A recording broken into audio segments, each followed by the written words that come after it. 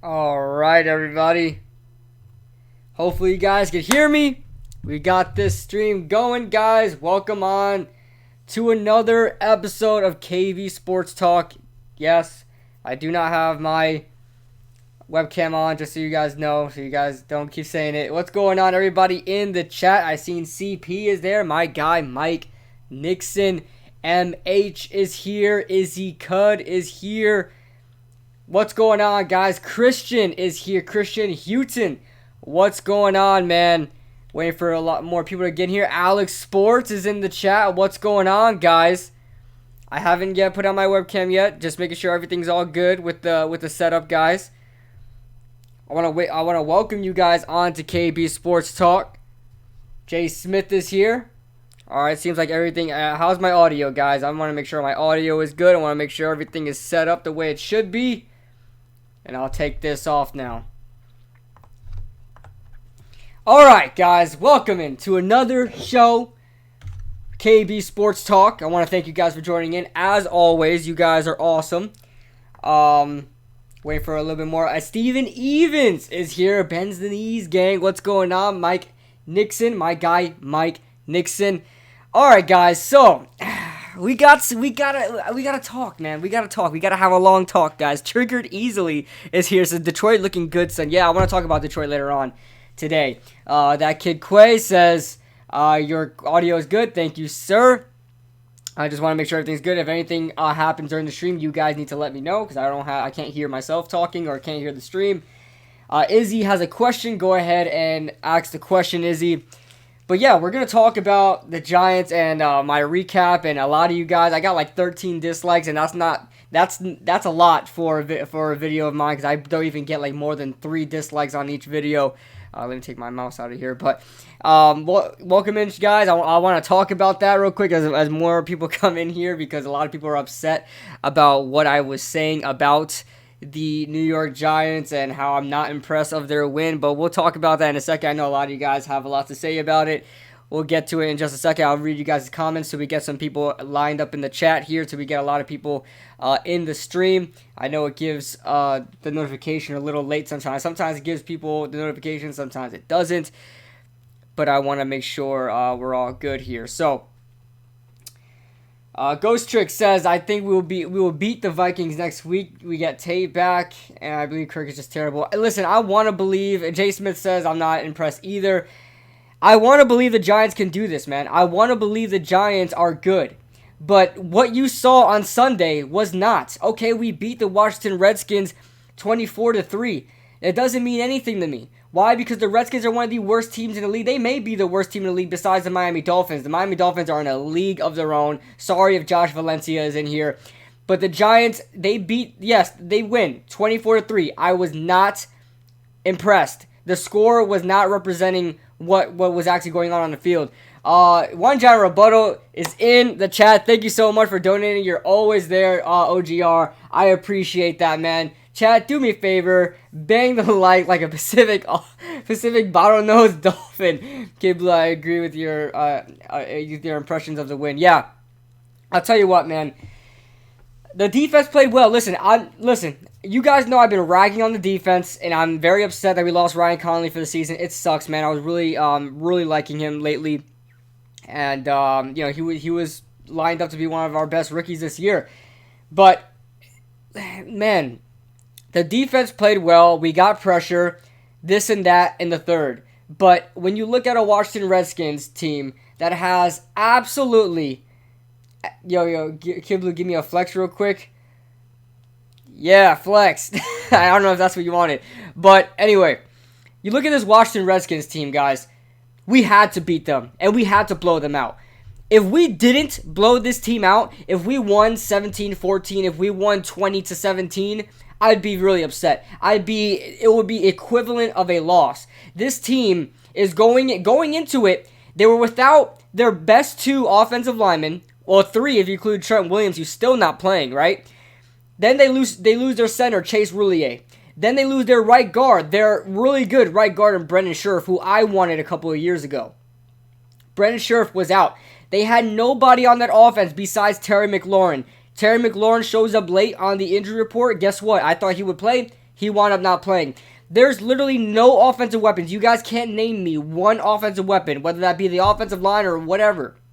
Wide receivers that had a threat against the New York Giants. They were doomed from the start. There was no, as soon as I saw Terry McLaurin was out, I knew we won the game. I knew we were going to blow them out. I knew Washington wasn't going to score any points. Okay? I'm not impressed by the win whatsoever. The Giants scored 14 points in the first, 17 points in the first half, getting that field goal at the end.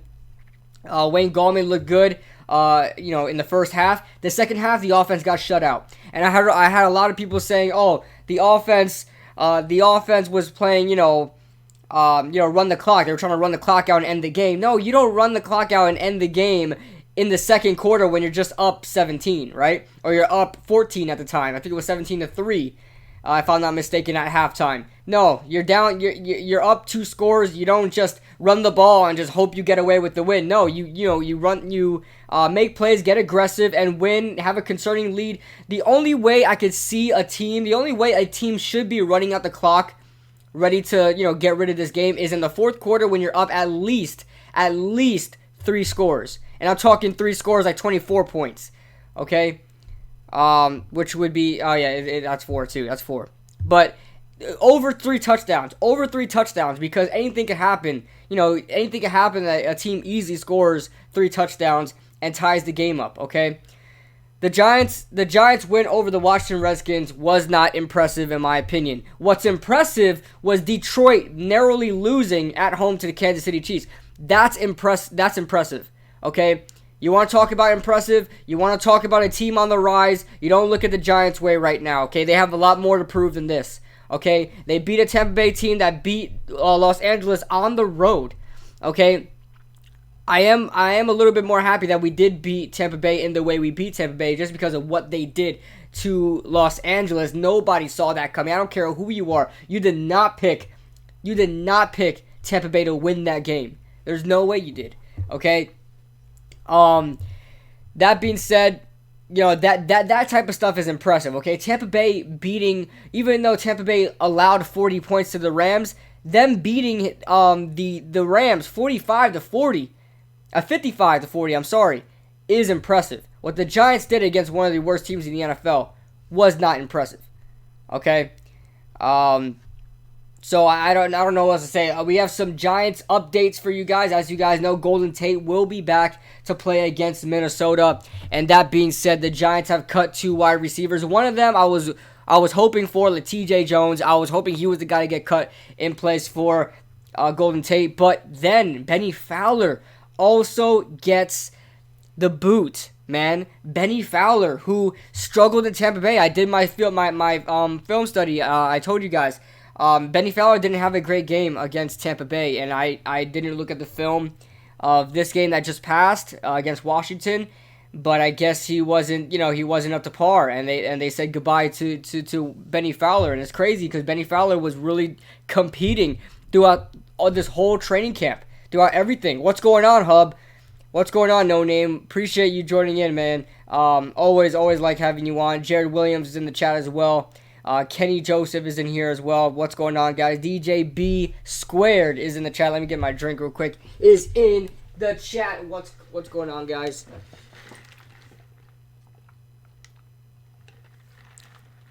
But yeah, I know a lot of you guys were upset saying I'm not impressed about the Washington win. I don't care for it. Yes, am I happy that they won? Of course. I'm happy the defense stepped up, but we need to play a full game. Okay, the defense played well against Tampa Bay, later on. But I want to see a full game put together. I want to see something where the offense and the defense clicks. Okay, the offense struggled. Obviously that's a big negative, and you automatically don't have the advantage when you're missing your best player in Saquon Barkley. Okay, I get that. I completely understand. I'm gonna give a mulligan with that. But when the Washington defense is 31st in the league, okay? They're 31st in the league for a reason. You should have been able to put up points there, okay? The fact that Daniel Jones and Quentin Dunbar getting 2 interceptions, I told you guys in the preview. I don't know what it is about Quentin Dunbar, but Quentin Dunbar against the Giants is fantastic. I mean, he's one of the most irrelevant corners in the NFL, but when it comes to the Giants, Just bet the over that he gets at least one interception. I mean, just bet that he'll get one interception. Because it always happens with Quentin Dunbar. I don't get it. I don't get it. He did the same thing with Eli Manning in like 2 years ago where he got that game-winning interception that year we went to the playoffs, I believe, 2016, so 3 years ago. So, yeah. Are you going to go to the Jets game with Entertainer and Bad Dog? Yes, I am. I'm psyched for it. I'm going to be getting my plane tickets soon. OGR got the hookups with all the tickets, and we're all going to be sitting there next to each other, so it's going to be awesome. I can't wait. I'm really happy about going to that game. Besides that, the offensive line played a lot better. Where are you guys sitting? OGR sent me. I can't remember off the top of my head. Besides that, guys, at least Janoris played well. Yeah, Janoris played well. The defense stepped up, guys. The defense stepped up, especially with the absence of Ryan Connolly, and now we get to see Josiah Tauefa play as well, so I'm very happy about that. I just wish that Ryan Connolly and Josiah Tauefa had time together. I wish they could have played together, but Josiah's going to come in. They're probably, I don't know if they're going to start him or not. Expect to see a lot of Jabril Peppers in that inside linebacker or dime backer or nickel backer, whatever. He's going to be there on sub packages. Jabril Peppers is going to be helping out there. You'll see Michael Thomas play the strong safety position more than Jabril Peppers, being that I feel like James Betcher can use Jabril Peppers because of what he did with Deion Buchanan in Arizona a couple of years ago. What about bringing in Jake Carlock? Yes, but Jake Carlock is an edge rusher. We have edge rusher depth right now. Our edge rush isn't too bad right now. I believe Marcus Golden leads the Giants with 3.5 sacks right now. I'll tell you right now, he's beating my expectations. I thought Lorenzo Carter would really be stepping up. By the way, I don't know if Lorenzo Carter has a serious injury or not. I'm not sure if he's going to be playing in the next game. I know he got injured in this game against the Redskins, but Lorenzo Carter has I don't know, maybe a half sack on the season. He's been really, really underwhelming this season so far. Marcus Golden has been shredding my expectations. I thought he would be a good depth guy. I thought he would get maybe six sacks on the year, but he's on pace to get at least, I don't know, double that. No, he's not on pace for 12. He may be on pace for like 9 or 10, but he's doing well right now. He's doing a lot, very well. I'm very happy with what I see from what's his name? Marcus Golden. Janoris Jenkins, yes, he's going to have those games. And I told you guys from the get-go, if the Giants are playing well, and I mean including the offense, Janoris Jenkins will play well. You will never see a game. I know Janoris Jenkins isn't the best corner in the world, but when the Giants are clicking on all cylinders, when the Giants are clicking on offense, like they scored 14 points in the first half, okay? They scored 17 points in the first half. Janoris Jenkins was motivated. He is going to play hard. But the moment you're down 10 points or maybe more than that, in the third quarter, Janoris Jenkins just doesn't care about the game. But I tell you right now, thoughts on the nickname? It's good. It's good. I mean, it's fitting. Janoris Jenkins sucks. But the thing is, he has the talent. He's just very lazy. If the Giants don't play well, his thing is, oh, well, I'm not going to try then. I'm just not going to try. Forget about this game. Forget about my teammates and all that. He's not a leader. Janoris Jenkins is not a leader. He's not a good example for the younger ones. He's teaching these young defensive backs when the game is too far out of reach. What point is there in trying? What point is there in trying? Nation says, can we call in? What's going on, Nations, by the way? You need to have a wrench, man. You need to have a wrench. But, Nations, I will open up the phone line soon. I'm just going to be talking, a little bit. Try to talk with you guys.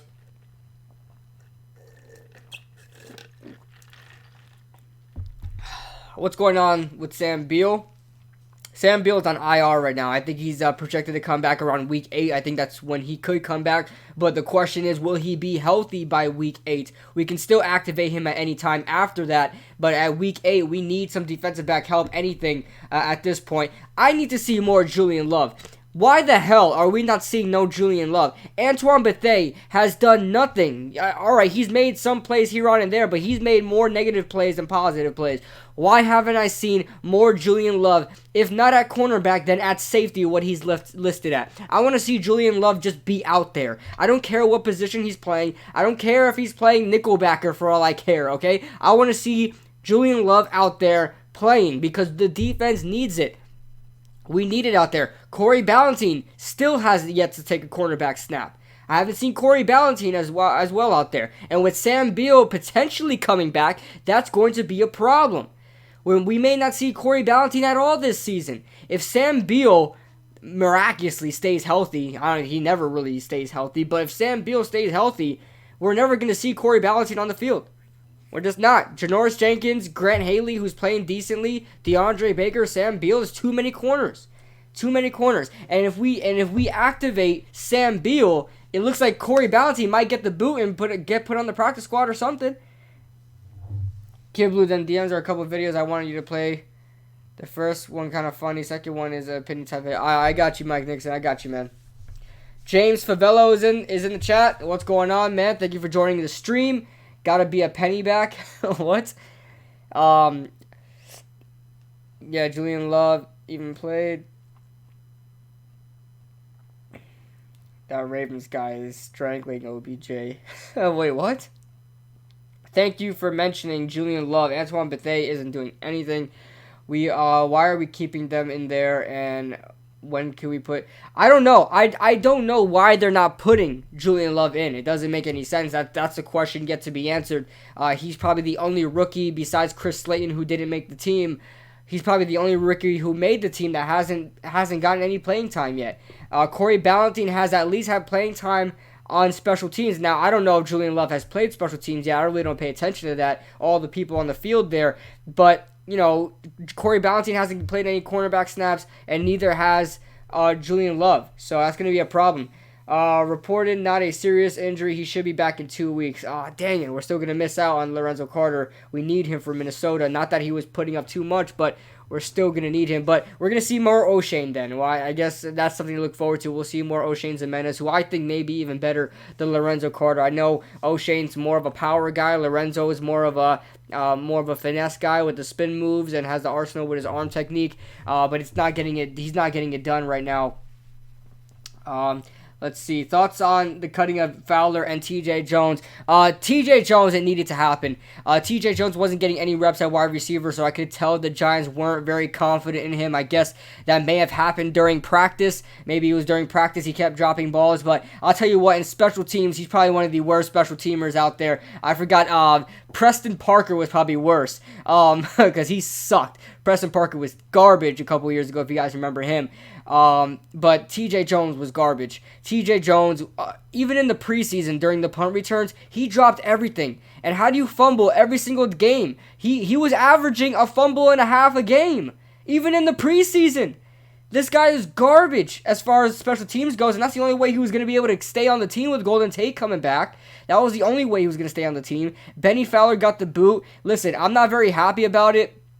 But if Benny Fowler's not performing, then we don't need him. We have a lot of consistency now with our top wide receivers now. Cody Latimer, I'm still wondering why we got rid of Benny Fowler, just because Cody Latimer isn't the most healthiest of players in the world. Not even close. Cody Latimer at any point in time could get injured, and Benny Fowler has been somewhat consistent throughout the game so far. Benny Fowler has been struggling with injuries as well, but Cody Latimer the same, if not more. So that's going to be a problem now. Cody Latimer is our third wide receiver coming in, as well as Golden Tate and Sterling Shepard at number 1 and 2. So I don't know who's backing him up. Have you guys checked out the wide receiver depth chart lately? Since it's been changed, I'm kind of trying to figure out where our wide receiver depth chart is at. We should sign Reggie White Jr. on, but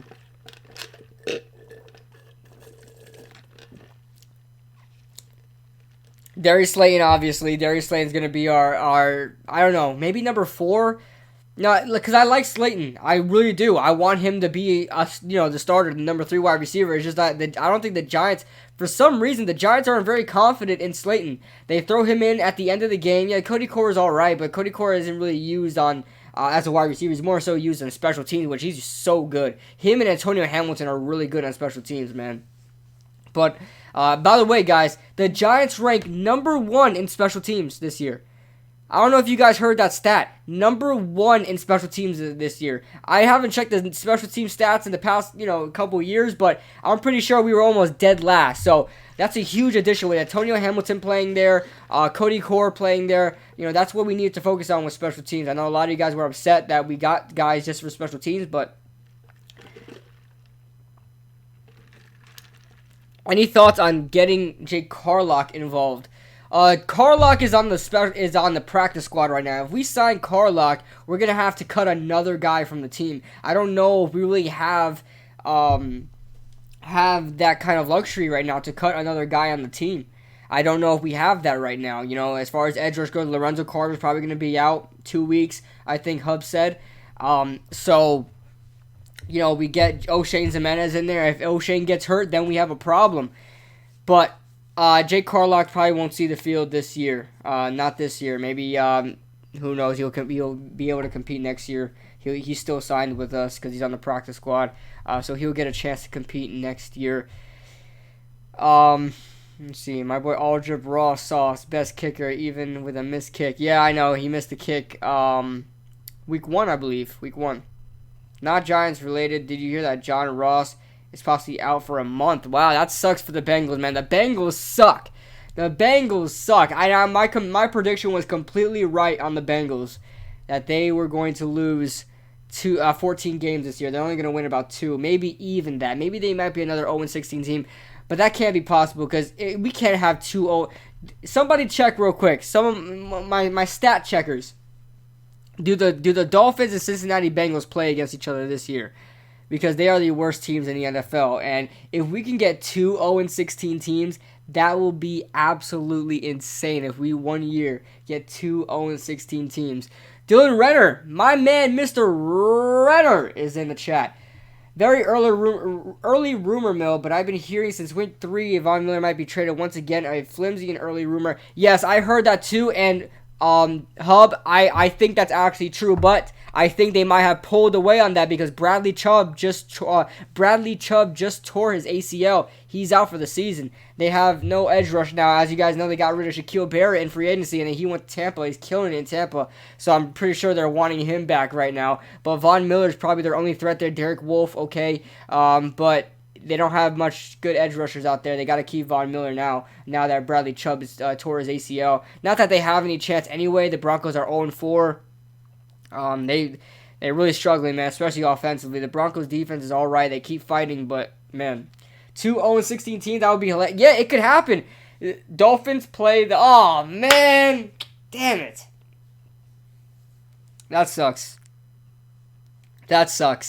Man, I wanted to see 2 0-16. Do you know how many wins there's going to be spread out? Because obviously somebody has to get those wins. Do you know how many teams are going to have positive records if we get 2 0-16 teams? It's going to be insane. It would have been insane if there was 2 0-16 teams. It would have been so many wins spread out to everybody out there.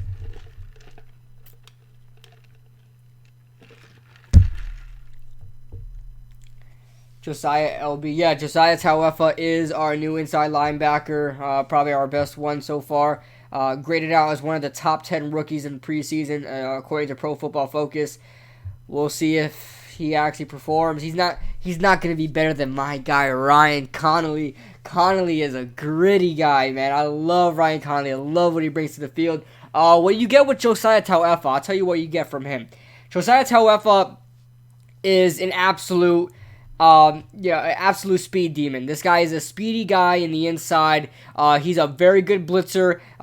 Can blitz, from the inside linebacker position and blitz that A gap. Very good at stopping the run. May take a little bit of a wrong angle sometimes from what I've seen from college, but really stepped it up. He performed well in the preseason. Has a good sense of direction in pass coverage. Has very good awareness. I like what I see from Josiah Tauefa. I think he'll be just fine there. My only problem is, with the way he plays, he's another, just like Ryan Connolly, a very gritty player, very energetic, kind of twitchy player.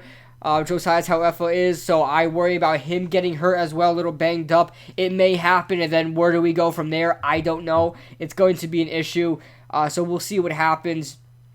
Ryan, I'm already bald, but I got that Luke Kuechly IQ Connolly. Yeah, man, Ryan Connolly's great. Ryan Connolly's great. Sad to see him go and put on IR, but next man up mentality, man. We're going in with Nate Stupar and David Mayo. That sucks at the inside linebacker position, but like I said, expect to see Josiah Tauefa get some reps, and on top of that, expect to see a lot of Jabril Peppers playing that sub package role at the inside linebacker position, and Wayne Coleman. Why did I say that? Michael Thomas at the strong side safety, at strong safety. But yeah, moving on to Minnesota, it's gonna be crazy, man. I'm excited to see this is the Giants' big test. I don't expect the Giants to win this game. I just expect them to. Not that I expect them to. I want them to. Kid Blue, do your homework. I'm doing my homework right now. I talk football, man. That's my homework. I'm gonna go now later. All right, Jared Williams, appreciate it, man. Browns play Arizona, Miami, Denver, and Cincinnati twice last 7 games, I believe. Wow, the Browns have an easy road now, man. That's like an easy 5 wins right there, man. Easy 5 wins, and they're already 2-2. That's 7 wins right there. 7 wins right there. But guys, next up, now I want to talk about is Landon Collins. Landon Collins keeps running his mouth. Now, as you guys know, I was not able to watch this game. I was working, so I was listening on to the radio, on Giants radio, and I heard Bob Papa. And at the end of the game, Landon Collins ran right up to Jabril Peppers on the Giants sideline and started talking smack. I guess he wanted all the smoke. Landon Collins wanted all the smoke. The same stuff he was saying that, I'm going to throw a ball at Dave Gettleman's way and things like that. I guess he was serious. He ran right up to the Giants sideline, didn't care about any of that, ran right in there wearing that burgundy and gold, went right up to Jabril Peppers. I guess he was salty. I know Jabril Peppers probably said some words. Probably not in the best interest of Peppers. They probably talked to him about that. The Giants did, because they were a classy organization. We don't want any more clowns out there. So weird question. But do you still do reactions on stream or not? Are you talking about like videos, watching videos? Yeah. Mike Nixon sent me some. We'll watch them. Mike Nixon sent me some. We'll watch those. If you have a suggestion as well, man, we can do that as well. We'll watch together. I want to be careful with Fox. Be very careful. If it's Fox, I have to be very careful because they shut my stream down last time. If it's ESPN, they love me, they're fine. Fox has a problem with me, and I love Fox. Fox is my favorite one, so it sucks. It sucks. But Collins went in there to Jabril Peppers, and I'm so happy Jabril Peppers chose Landon Collins' number, and Landon Collins is like he's out there wearing number 20, wearing my number, and things like that. I had better, plays wearing that number. I don't care, Landon Collins. You're not on the team anymore. Who cares? And Bob Papa was roasting him, man. He was like, well, you got to feel bad for the kid. He's playing for the Redskins. Bob Papa was going off. I can't remember exactly what he said, but that guy is an absolute savage. One of my favorite New York Giants, one of my favorite commentators in general. But I love Bob Papa. I mean, the guy hasn't played for the Redskins. Eric Flowers, the same thing. He was over here saying it's a toxic organization. How is it? The Giants are the last organization to be a toxic organization. We are the last organization to be toxic, okay? We are the most classiest organization in the NFL right now, okay? We don't want to deal with any of that bullcrap. We don't ever get ourselves into any bullcrap. Why did we release Fowler? We released Benny Fowler because I don't know. I'm not happy about it. I'm sure they know what they're doing, but maybe in practice he was just underperforming, dropping balls, things like that. And Darius Slayton is really starting to step up. Golden Tate is back. Cody Latimer, I don't know if he's going to get hurt or not, but whatever. But Landon Collins is garbage. Had made no plays, had 2 defensive holdings against the Giants. Gave up some plays. Gave up a screen pass. No, that was last week against the Bears. I'm sorry. But yeah, Landon Collins is not good. Doesn't have a sack. Doesn't have an interception this year. He leads the team. I believe he leads the team, the Redskins in tackles though. But that's probably his only step, his step up in his career right now. It's that won 2016 year, and he leads the tackle. He leads the team in tackles every year. So Julian Love is still being redshirted at the moment. He needs to play. He needs to play. It's not like he was so terrible. Yes, Julian Love was not fantastic, right? He was not fantastic in the preseason, but he wasn't bad either. He made some good plays in the preseason. Julian Love needs to get some playing time. The same thing with Corey Ballentine. Corey Ballentine found himself playing with the first team during the preseason and training camp. Why he's not getting any reps, I don't know. I'm happy they pulled Antonio Hamilton, that he's not getting any reps. But I want to see more of that. Now, I get it. Janoris Jenkins has been playing more consistently. DeAndre Baker has been really improving. And Grant Haley has been pretty good throughout the whole season. Yes, each cornerback gives up their fair share amount of catches. It's going to happen from a cornerback. They can't, be completely shut down on everybody. So, it's going to happen. It's going to happen. But I wanted to see more Julian Love out there, at least at safety, man. At least at safety, and I want to see more Corey Ballentine as well. Probably some intangible within the film room. Yeah, it's probably that, man. It's probably they went through the film and they thought it was the best idea to get rid of Benny Fowler with Golden Tate coming back and Darius Slayton playing really nice and Sterling Shepard being consistent. Evan Ingram is a threat at the tight end position. Cody Latimer to back up as well. We have a lot of threats out there, and I guess they thought he was expendable. So it is what it is, guys. It is what it is. The Detroit Lions look great. Detroit Lions look fantastic. I love them. They were one of my teams that I thought was really going to make a push this year, and they're proving me right. I thought they were going to be good. I love their front seven. Their defense is playing nicely. What's another team that's doing pretty well? The Jets need a win, man. Who did the Jets play? They need a win, man. Board and Arrow is in the chat. What's going on, man? Board and Arrow is in the chat. Go ahead and Mike Nixon said he's going to send me some videos. Hold on, guys. Let's watch some videos together. Sorry, I took a lot of soda, so I'm getting hiccups now. All that carbonation. But how was you guys' week, man? I'm alright. My car is having a problem. My van's having a problem. My work van. And hopefully we get things settled. But hold on. I'm going to watch some videos, guys. Buffalo's doing well. Yeah, Buffalo's doing well. They did a lot better than I would have thought they would.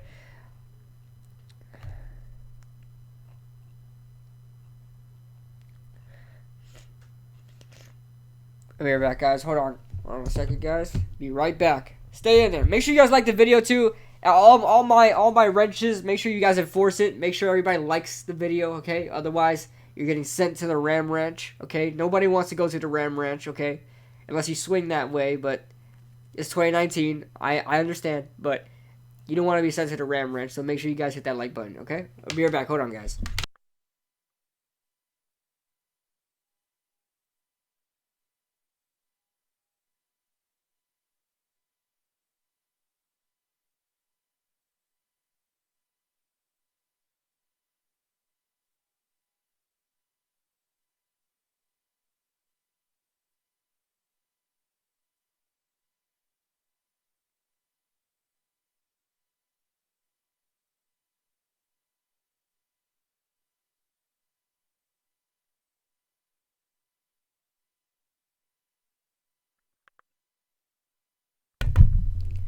Alright, guys. Hey, Mike Nixon.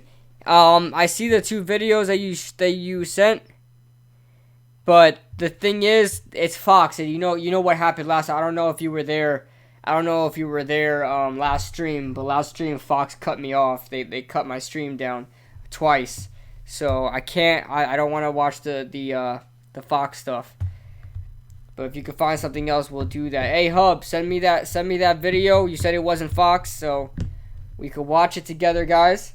Miami is gonna be minus 300, at least 81-0. Check your instant DMs for my requests, bro. Okay.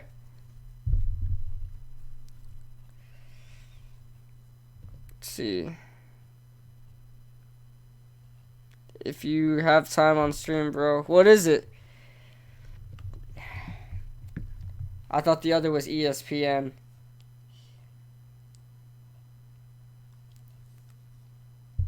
Daniel Jones, Rookie of the Year. I hope so. For highlight commentary. Oh, is it funny? Is it funny? Alright, we'll watch it together. We're not just comedic relief. Okay, got it. Alright, guys. You guys want to laugh with us? This is from The Hub.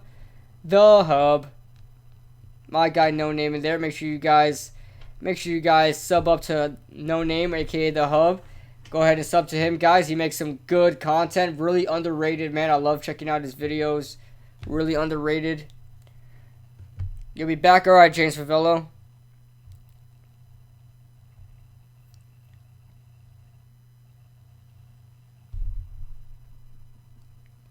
What kind of sucks, CP? What kind of sucks? Alright. But yeah, guys, we will be opening up the phone lines. You guys will be able to talk in just a second. Just when we get to that section of the stream. But a couple other teams I wanted to go over, man. I wanted to do a recap as well, real quick, before we set up that thing. Let's just recap all the games, man, because I sucked in the picks. If you guys know, I do the weekly picks with Christy Entertainer talking sports on his channel every Wednesday. Make sure you guys check that out as well. My picks, it's against the spread picks, so I sucked, to say the least. I had a $1 parlay this weekend that turned into $126. Help me pay my rent this weekend. What website do you use, Board and Arrow? Because I might have to do some betting, man. I want to try it. I want to try it and test my luck out. I really want to test my luck out because a lot of people are winning money, man. And hey, I can do it too. I can do it too. I'd love to do it too. My bookie. Okay, a lot of people use my bookie. I'll send you a pic on Insta. All right, appreciate it, man. I could find somebody with a discount code. Or maybe I'll use the Honey app for it.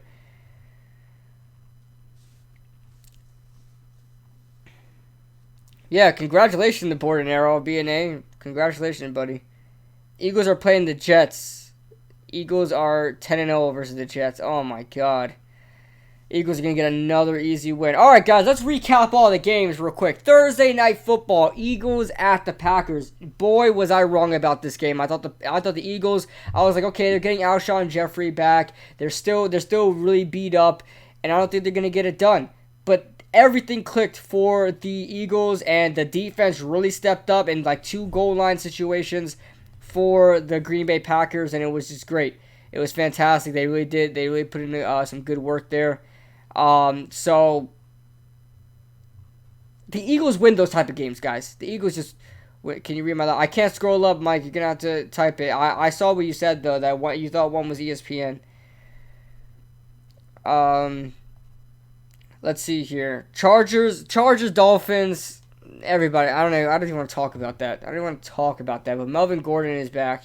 He'll be back. Raiders, Colts. The Raiders getting their second win of the season. They are now 2-2. That's crazy against the Colts, who were finding ways to win without Andrew Luck, and they still were finding ways to win. Good job to the Colts for doing that, but they really stunk it up against the Raiders. And the Raiders were on the road. Wait. Oh, I thought Josh Jacobs has 307 rush yards through the first 4 games. Oakland record. It's an Oakland record there. Panthers, Texans. Kyle Allen gets his second straight win there against the Texans. The Texans really couldn't find a way to win there with only 10 points. 10 points. That's crazy. Chiefs Lions, man, that was a really good game. I watched the ending of that game, and that was a really good game. Patriots Bills. The Bills really stuck it in there. Patriots scored the least amount of points they've scored all season, and they also allowed the most amount of points all season. So good job for the Bills sticking in there. And yeah.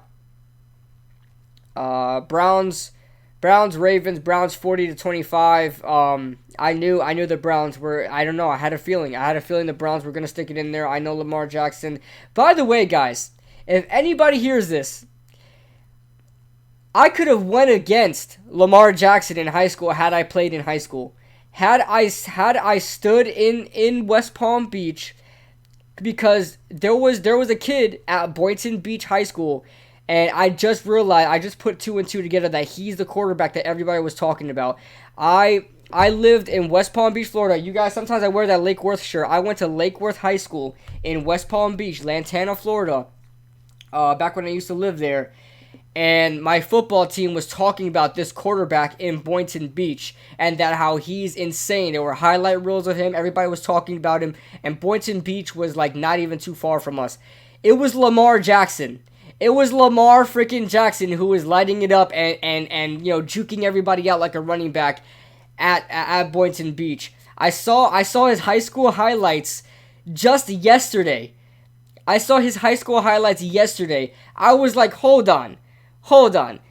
Well, he's wearing that purple and yellow. I remember seeing this. I remember my friends showing me this quarterback at Boynton Beach saying they don't want to face this guy during that season. It was freaking Lamar Jackson. Oh my god, it was freaking Lamar Jackson this whole time. The guy I've been ragging on the whole time.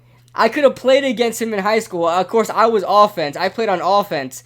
I had no business playing defense. I was too small to tackle anybody. I had no business playing that. If I was going to play a position on defense, it's probably going to be slot corner, but that was it. But, yo, it was Lamar freaking Jackson. It was Lamar Jackson at Boynton Beach. I'm going to prove it to you guys. Lamar Jackson, Boynton Beach in it was 2014. 2014. Lamar Jackson High School.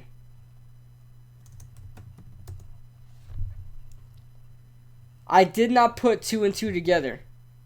Did not put 2 and 2 together.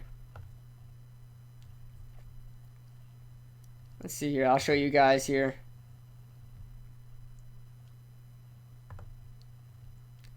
Alright guys, check this out. Look at this. Jackson was born in Pompano Beach, Florida on January 7th, 1997. He's a whole like 11 months older than me. But he was rated by yada yada. What school did Jackson go to? Boynton Beach Community High School, man. When did he I believe he graduated in 2013 or 2014. Let's see. He probably graduated in 2014.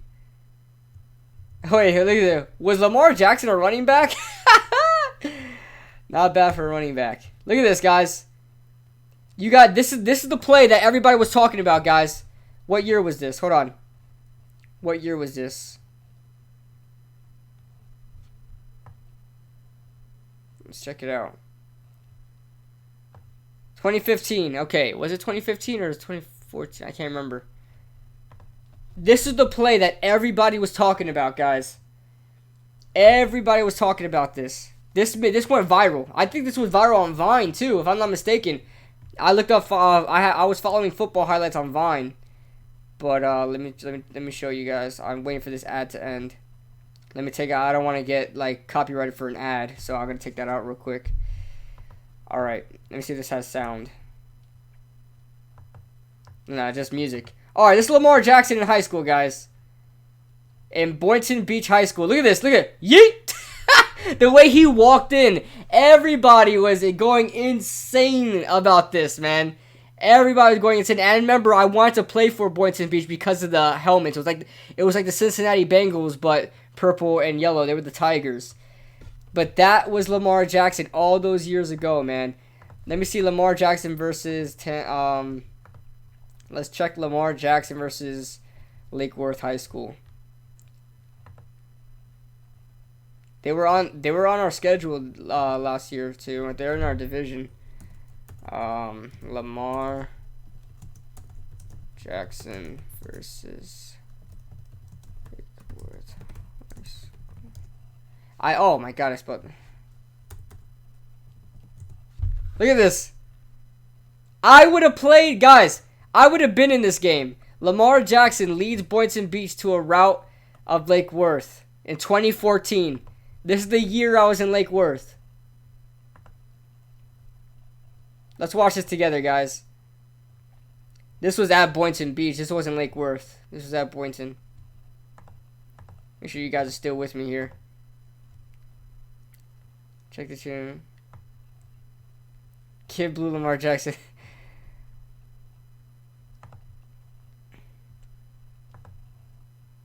This guy was an absolute animal.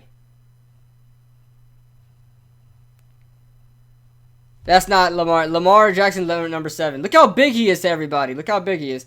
That's Lake Worth. Those are my guys out there, man. Those are my guys out there. Number 9 played running back too. He was a linebacker. He was the starting. I don't know if he was starting. I don't know if he won the starting job. But number 9 played running back. Oh, number 5 played running back. That was Max, number 5. He played inside backer. And look at this. Look at Lamar. This guy was an absolute animal, man. Animal.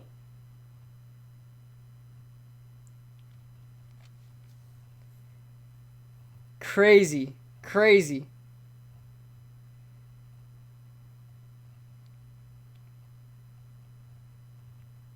I'm trying to see my friend. Where's my friend Max? He was either number 7 or number 5. I can't remember. I can't remember if he was number 7 or number 5. Look at the guy who took my number. Look at the guy who took my number, 27.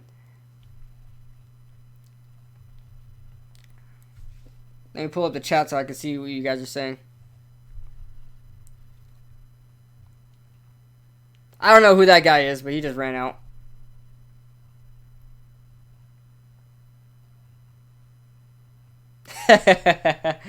Kid Blues recruiting.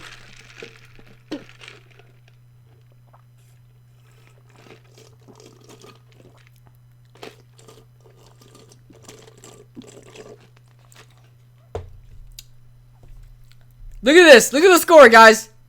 Did you guys see the score? Lamar Jackson torched my team. Torched my team. 64-29. I wish I could have played against him, guys. Just so I could say that. Just so I could say I played against Lamar Jackson. Man, I wish I could have played. I wish I could have played, guys. Well, there it is, guys. There it is. The time I almost played against Lamar Jackson. Yep. Sucks. All right, guys. Let's continue on. Let's watch these highlights with you guys. Gotta love it, man. Yeah, man. I realized it yesterday.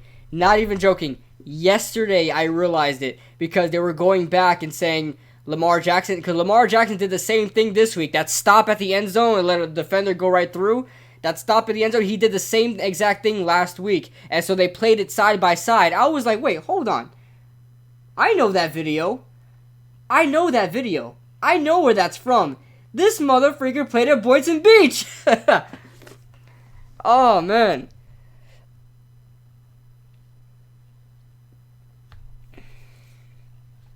We're still doing a commentary. Yeah. I'm doing it right now, Hub.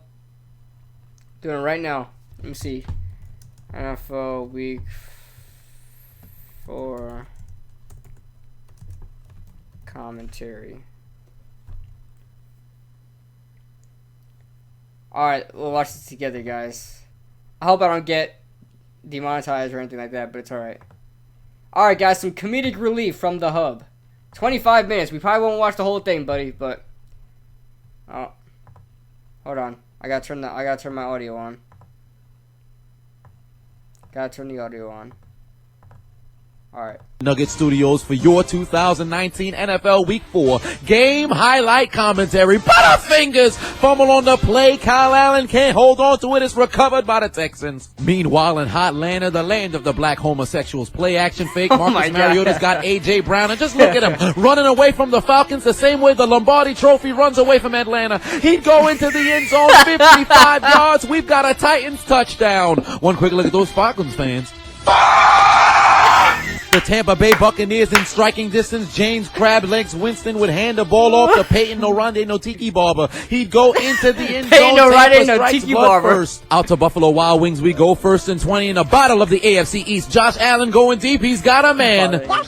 But he plays for the other team. The pass is intercepted by Devin McCourty. He'd return the ball all the way to the 50. Hey, Josh Allen, no big deal. Game just started. Not like you're going to throw another interception, right? Meanwhile, in the land of no lucky charms, Derek Vehicle takes the snap, looking to go towards the end zone, and he'd perform coitus in the dealership because he came to score. Touchdown, Raiders. That's my quarterback. He's a Gruden grinder. The New York Crips in the swoop zone. Danny Dimes, Daniel Jones looking towards his right. He's got Goldman who'd go into the end zone for the Giants touchdown. Where was the Redskins defense? Less defense than a white blood cell on an HIV patient.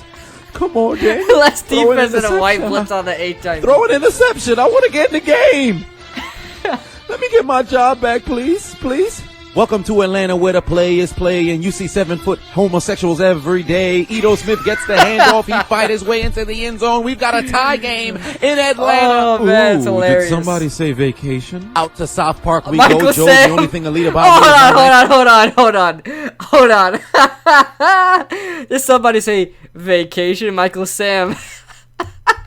the handoff. He fight his way into the end zone. We've got a tie game in Atlanta. Ooh, did somebody say vacation? Out to South Park we go, Joe. The only thing elite about me is my Nike socks. Flacco looking towards his left. He's got Noah's Ark fans. He'd make a couple of Jaguars miss. He'd go into the end zone. The Broncos are on the board. Back to Lucas Oil Stadium we go. Handoff to Trevor Davis. And look at the speed. Man's got more turbo than a Power Ranger movie. More blockers than transgender medication. He'd go into the turbo than a Power Ranger movie. More blockers than transgender medication. He go into the end zone 60 yards. The Raiders have a 14-point lead. That's hilarious. A Gruden grinder. That's a Gruden grinder right there, baby. Shoulder injury to Mitchell Trubisky. He will not return. Chase Bank Daniel would enter the game. He'd look towards his left. He's got Chicago midget Tariq Cohen who'd go into the end zone for a Chicago Bear touchdown. Whoa, wait a minute. When did the Patriots get a Dreadlocks Bible? Who let this happen? They're too overpowered. The Patriots would utilize their dreadlock powers.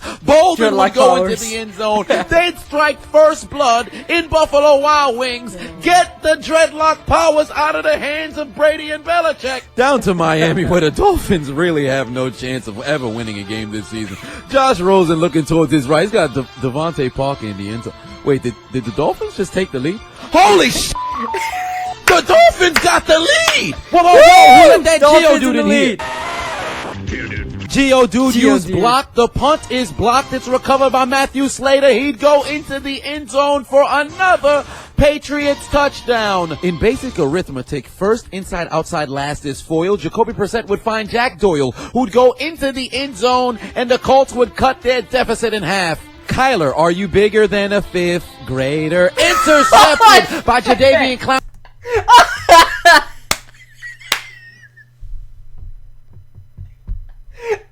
That's the best. That was the best one so far.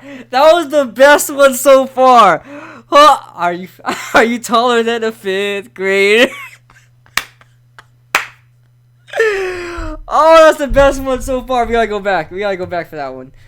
Oh, we're doing this every week, guys. Hub, you got it, man. We're doing this every week. We're gonna watch this every week, guys. Tyler, are you bigger than a fifth grader? It would cut their deficit in half. Kyler, are you bigger than a fifth grader? Intercepted by Jadeveon Clowney, activating his dreadlock powers. I love the melody. Can I get a McPick 6? The Cardinals ain't shit. Touchdown, Seattle. The Detroit Crips in the swoop zone. Matthew Stafford looking over the middle. He's got TJ Hockenson in the end zone. 10-0 lead for the Lions. The Browns would enter the Trevene zone. Rosetta Stone, Czechoslovakian motherfucker. As Cleveland pastry chef Baker Mayfield would find his man in the end zone. Touchdown, Browns. They take a 7-0 lead. Big whoop. Nobody cares what Baker Mayfield does. He's still leading the league in interceptions since he first took his start in week 4 last year. He's a bum. He ain't do nothing in the league. He ain't AB. He not AB. And if anybody was interested, I got a paper due tonight at 12, so I need somebody to proofread it. Make sure that you got A's and B's in your courses. I can't have no stupid people on my side. But you know, I'm Antonio Brown. I need everybody's help. I'm here for the people, because I don't got no ego. It's never all about me. Enough from the clown. And now go Chargers, go. The Los Angeles Android Chargers in the period colored zone. Anti-condom, no pull-out Poppy. Phillip Rivers would find Tremaine Pope. No pull-out Poppy. The end zone. The Chargers regain the lead. If you were wondering, A.J. Brown has not released his nutsack from the shoulder pad of the Falcons. This man has dreadlocks and he can't stop A.J. Brown. Nobody's stopping A.J. Brown tonight. If you started him on your fantasy team, you might be looking like this.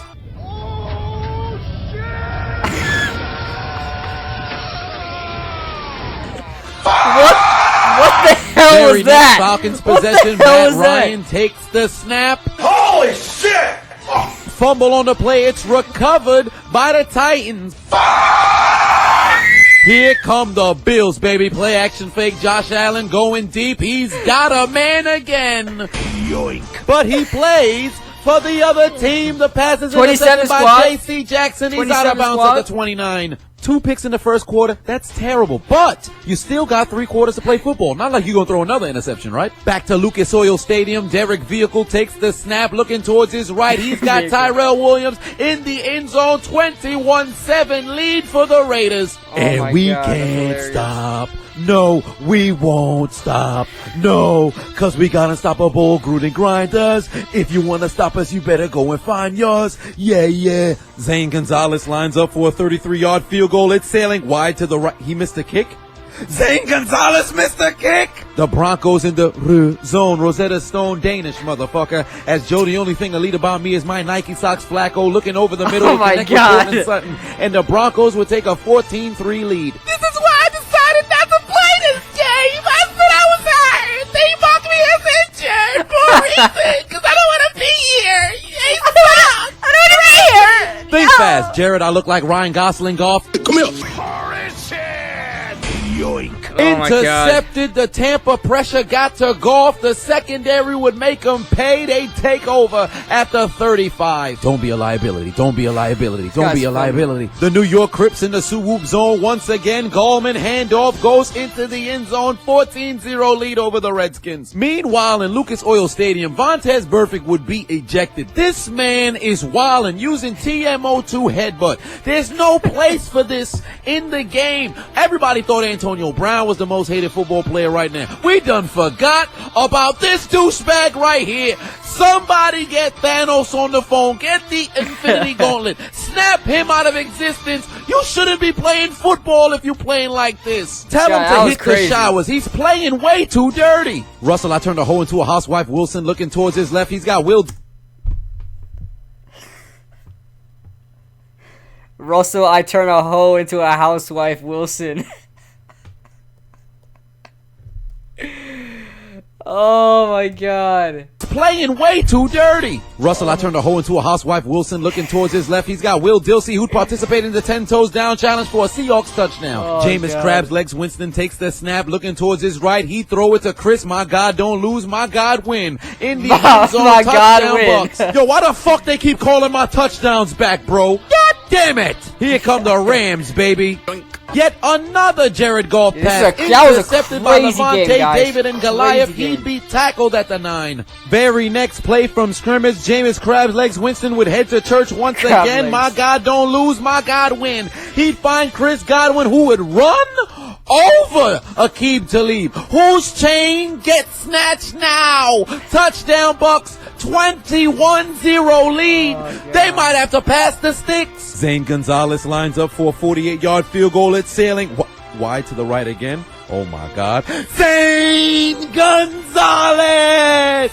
I would rather headbutt my wife with Chad Ochocinco than have you as my kicker. Put your mother... That made no sense, but that was hilarious. I'd rather headbutt my wife with Chad. Okay, what did he say? Oh, hold on.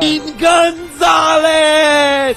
I would rather headbutt my wife with Chad Ochocinco than have you as my kicker. Put your motherfucking head back down, you bum. Hey, Cleveland pastry chef Baker Mayfield, can you make me a batch of apple turnovers? He threw an interception, intercepted by the Ravens. Keep my name out your mouth. Is this your chef? Is this your chef? Enough Giants from kid, the clown. The Rams in the road zone. Rosetta Stone Dutch, motherfucker. As Todd, I'm heterosexual. I like girlies with activated dreadlock powers. Run into the end zone, and the Rams would cut their deficit to 14. Everybody in the 3-1-3, put your motherfucking hands up for Slim Shady. I'm Shady. Here comes the Patriots, baby. Brady looking right. Give me that. Pass intercepted in the end zone by Micah Hyde. Down to Houston where black names matter. Deshaun Watson would give the ball to DeAndre Hopkins. He'd throw it straight to the defense. What kind of QB precision is this? Evidently the dreadlock powers does not work for throwing the football. There is an issue in the dreadlock system. Intercepted by the Panthers. Think fast, Jared. I look like Ryan Gosling golf trying his best not to be a liability as he'd find Gerald Everett in the end zone. The Rams cut their deficit to 1 score. score. Back to the land of Negro homosexuals. Corey Davis would catch a beautiful pass from Marcus Mariota, and somebody need to tell that cornerback to change his brakes. Corey Davis went to the end zone. Homie was still at the 12. Oh, yo, I love that. I love that. Davis went to the end zone. Homie was still at the 12. Inside 2 minutes, Lamar No Odom Jackson takes the snap, and he's going to throw. He'd connect with Miles. That's a girl. No, it's a boykin. In the end zone, the Ravens would even up the score. Quick, take the ball, white man. Blue eyes, white privilege. Christian McCaffrey would go into the end zone. The Panthers would break the tie and take a 10-3 lead. That's how a white man runs a football. And now go Chargers, go. Meanwhile, in South Park, here comes Flacco, baby. The pass intercepted by Ronnie Harrison, and this man would touch every single button on his controller. When I'm telling you he's breaking ankles, give me your ankles, buddy. He's juking everybody. The Los Angeles Android Chargers in the period colored zone once again. Anti-condom, no pull-out Poppy. Phillip Rivers looking towards his left. He's got Austin Elker, who... I just noticed he said anti-condom. Phillip Rivers is anti-condom, no pull-out Poppy. Would go into the end zone for a powder blue Chargers touchdown. Yeah. And if you didn't know, he's a biracial baby, so he's just as white as he is black. And That's how a white man plays guitar.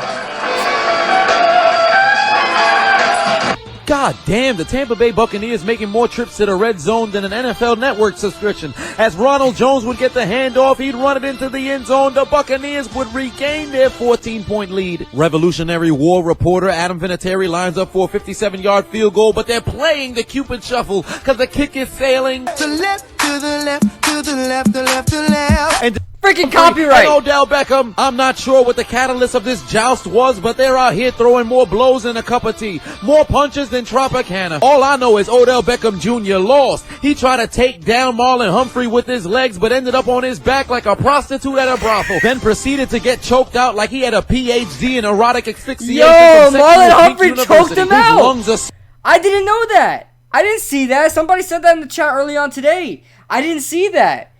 Yo, Marlon Humphrey. This is why this guy is one of my favorite corners. That's why I love him out of Alabama.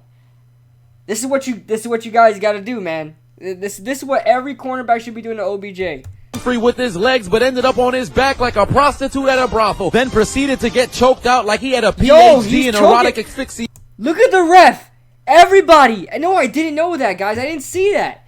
Everybody, look at the ref looking at OBJ. Oh, you poor soul. Oh, you poor soul. You poor soul. Look at this. From Sexual Kink University. Look at that. He's just watching. Are you okay? Than Hey, Odell. Are you all right, Odell? He's Are you gonna fight back? You gonna fight back? An anti-Jordan campaign. His neck is seeing more hands than a nail salon. 1 second you're playing football, the next you're participating in the Jeffrey Epstein challenge with no noose. Oh, why did they never choke me like that? Michael Gay? Not that there's anything wrong with that. Top of the third quarter, Kirk family member introduced to Mark Morrison. He'd be strip sacked. It's recovered by Chicago. Who else but Khalil Mack? Hit the music.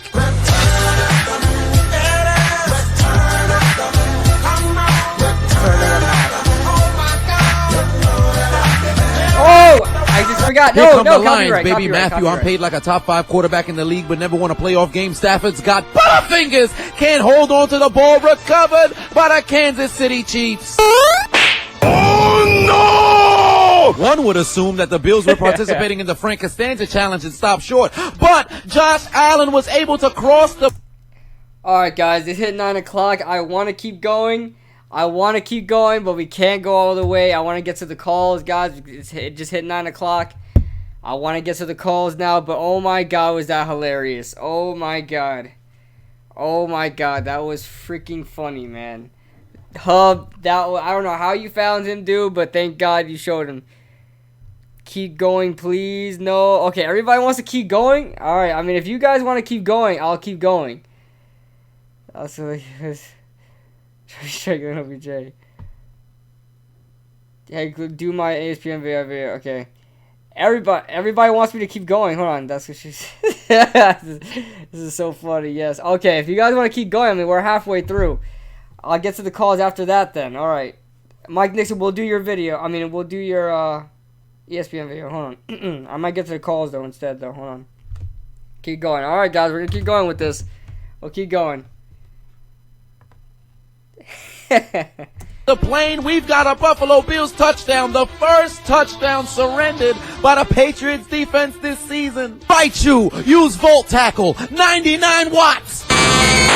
Kyle Allen fumbles on the play. It's stripped and recovered by J.J. Watt. It's eating time. The Browns are hungry. They want some grub. They give the ball to Nick Chubb. He'd find his way into the end zone, dodging Ravens left and right. He'd break the tie. The Browns take a 17-10 lead. But tell me why he threw the ball at the ref like that. He threw it like, I don't want the ball. You take the ball, pussy. Hey, Carry-On Johnson, what you gonna put in your basket for Halloween? A little bit of Butterfingers. He can't hold on to the football. He'd fumble on the play. He appears to be down, but he's actually not. It's a little bit of a genjutsu that was put forth by Bashaud Breeland. He'd pick up the ball and go 99 yards the other way into the end zone for a Kansas City Chiefs fumble return touchdown and break the tie and give the Chiefs a 1 touchdown lead. That's what you get for trying to reverse dunk the ball into the end zone, dummy. Back to Houston where black names matter. Deshaun Watson takes the snap. He's playing hide and seek with Carlos hide and seek. He would tell the Panthers, you can stop Sherlock Holmes, you can't stop Watson. He'd run into the end zone himself and score a Texans touchdown. Mark, fuck out of here, Adrian Peterson. At least I don't have Butterfingers Ingram from Texans touchdown. Mark, fuck out of here, Adrian Peterson. At least I don't have Butterfingers Ingram fumbled on the play. It's recovered by the Cleveland Browns. I beg to differ, sir. Evidently you do have Butterfingers. Porn star mustache Gardner Minshew takes the snap on 3rd and 5, rolling towards his right, which showcases education from El Chapo University of Escaping. He'd find his man in the end zone for a Jags touchdown. Back to Buffalo Wild Wings we go. Josh Allen takes the snap, rolling towards his right. Once again, he's got a man. Yoink. But he plays. Oh my God! How many interceptions did he throw? Intercepted by Jackson. How many interceptions did Josh Allen throw? 3 or 4? What are you doing? Who are you throwing to? Did you start the Patriots defense on your fantasy? Put your motherfucking head back down, Josh Allen. 4th and 2 for Los Angeles. Bingo. Oh my God. Intercepted Shaquille Barrett. Case Keenum would be benched. Dwayne Haskins would enter looking to add a little spice to the Redskins offense. But he only finds your Bill Peppers and he's headed to McDonald's. Can I get a McPick-6? Ba-da-ba-ba-ba. The Redskins ain't shit. Touchdown Giants. The Jacksonville Jaguars looking to take their receipt to the sperm bank because they're looking for their comeback. 70s porn star mustache Gardner Minshew over the middle. He'd connect with James O'Shaughnessy, O'Shaq Hennessy. In the end zone, touchdown Jags. They take the lead. Now take your ass on down to O'Shaq Hennessy's office right now and tell him exactly what you did. O'Shaq Hennessy. O'Shaughnessy? Get out of my goddamn class! O'Shaq Hennessy. Break my foot off in your ass. Insubordinate and churlish. The Detroit Lions once again remixing Bill Withers because it's going to be a Galladay,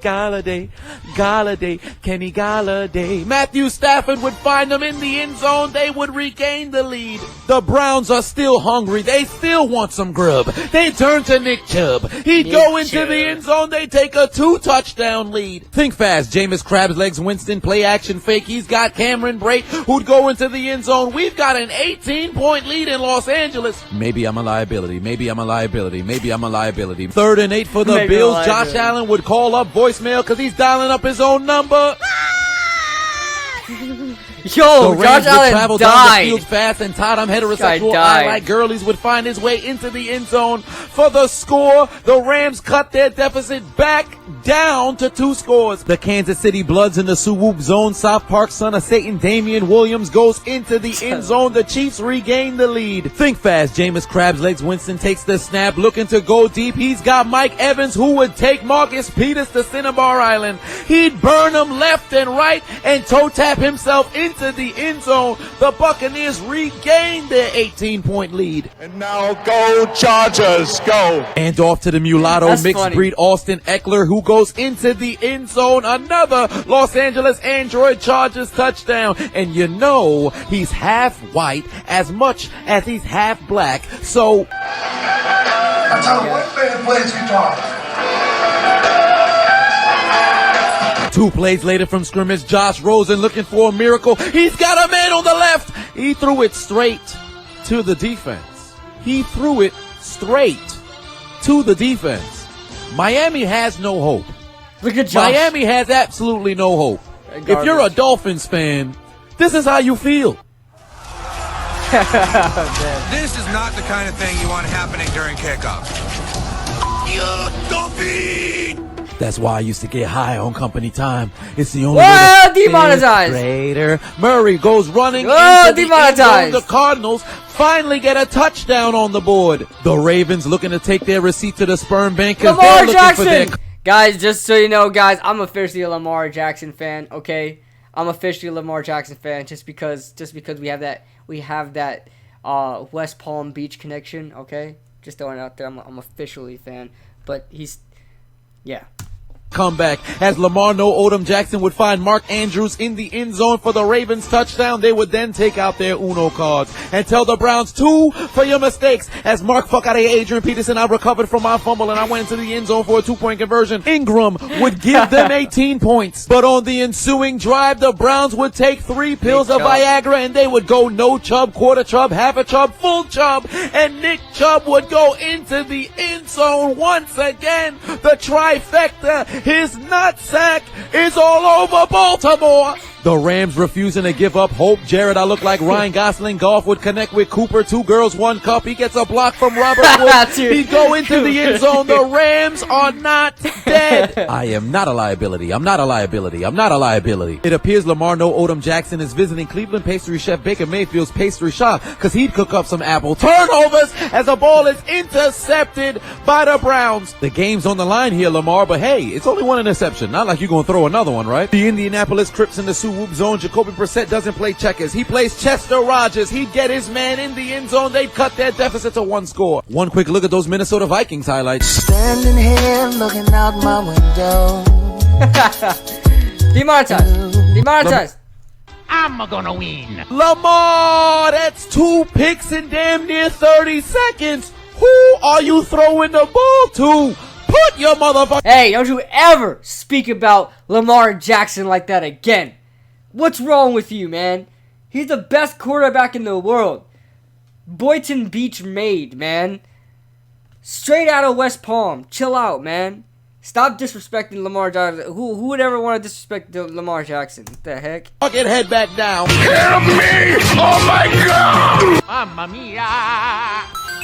The Detroit Crips in the Sioux Whoop zone again. Matthew Stafford looking towards his left. He's got Kenny Golladay submitting the best application of the week to the 10 toes down challenge. And he'd give the Lions the lead once again. Oh, good Lord in heaven. This is like kickboxing against a quadriplegic. The Cardinals have no chance. God. The Seattle Seahawks would take a 17-point lead. And the necrophilia would continue in Arizona because the Cardinals may be dead, but they're still getting fucked. Jameis Crablegs Winston takes the snap, looking towards his left. He's got a man. Yoink. But he plays for the other team. The pass is intercepted by Marcus Peters. He's headed to McDonald's. Can I get a McPick-6? Ba-da-ba-ba-ba. Could this be vintage Jameis Winston in this pitch? I got another chance. I can't be a liability. Can't be a liability. And the necrophilia continues in Baltimore because the Ravens may be dead, but somehow they're still getting fucked. Jacoby Brissett would take the snap, looking towards his left. He's got yoink. The Raiders defense starting on his fantasy Is that a team. white They're headed to defensive back? McDonald's. Can I get a McPick? Is he white? Is that guy white? Is there a white defensive back in the NFL? Hold on, what? Grinders in this bitch. Touchdown Raiders. The Broncos would take their receipt to the sperm bank and they got their comeback and they take the lead over Jacksonville as Flacco would find Sutton for the 2nd time today. Watch out, watch out, watch out, watch out! Yoink. Fly ball out in Buffalo Wild Wings, intercepted by Jamie Collins. The game is over. But back comes Indianapolis. Jacoby Brissett on 4th and 6, steps up in the pocket, looking down the field. He's got Eric Oh my Ebron, God. 2 Raiders missed. He went into the end zone, a Colts touchdown. But did this help them come back and win, though? Absolutely not. Here come the Rams, baby. 1st and 20. Jared Goff takes the snap.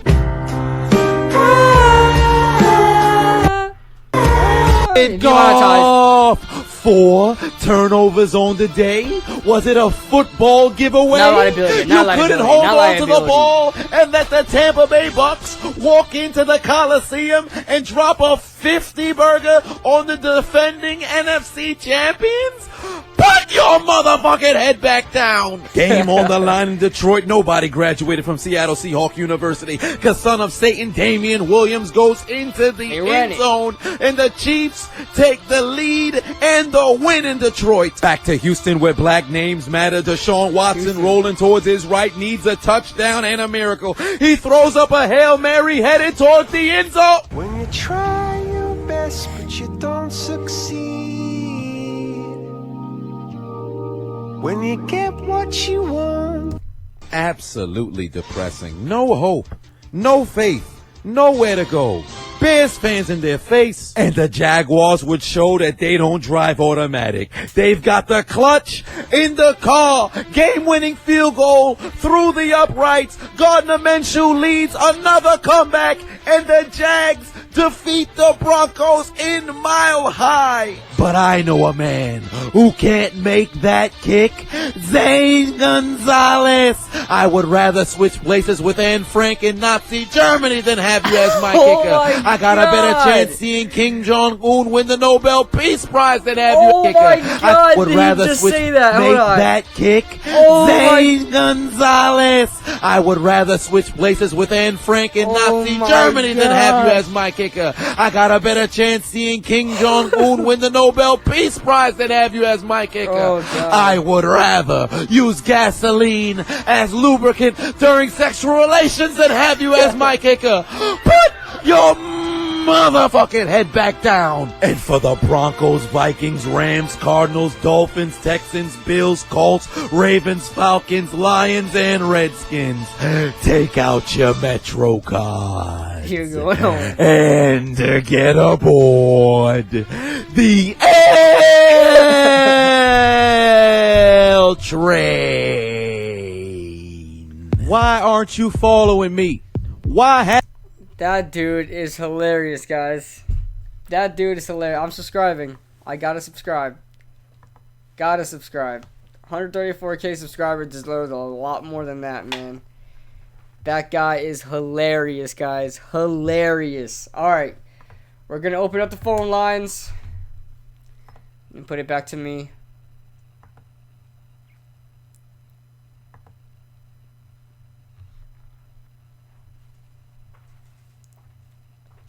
Alright, guys, we are back. That was hilarious, guys. Let me open up Skype. I'll put the number up just a second, guys.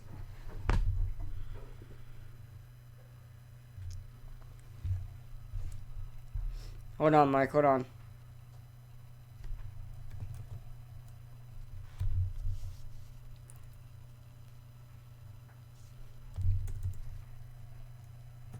That dude said some wild stuff, man. That dude said some wild stuff. That was hilarious, man. Hilarious. Trying to open up Skype.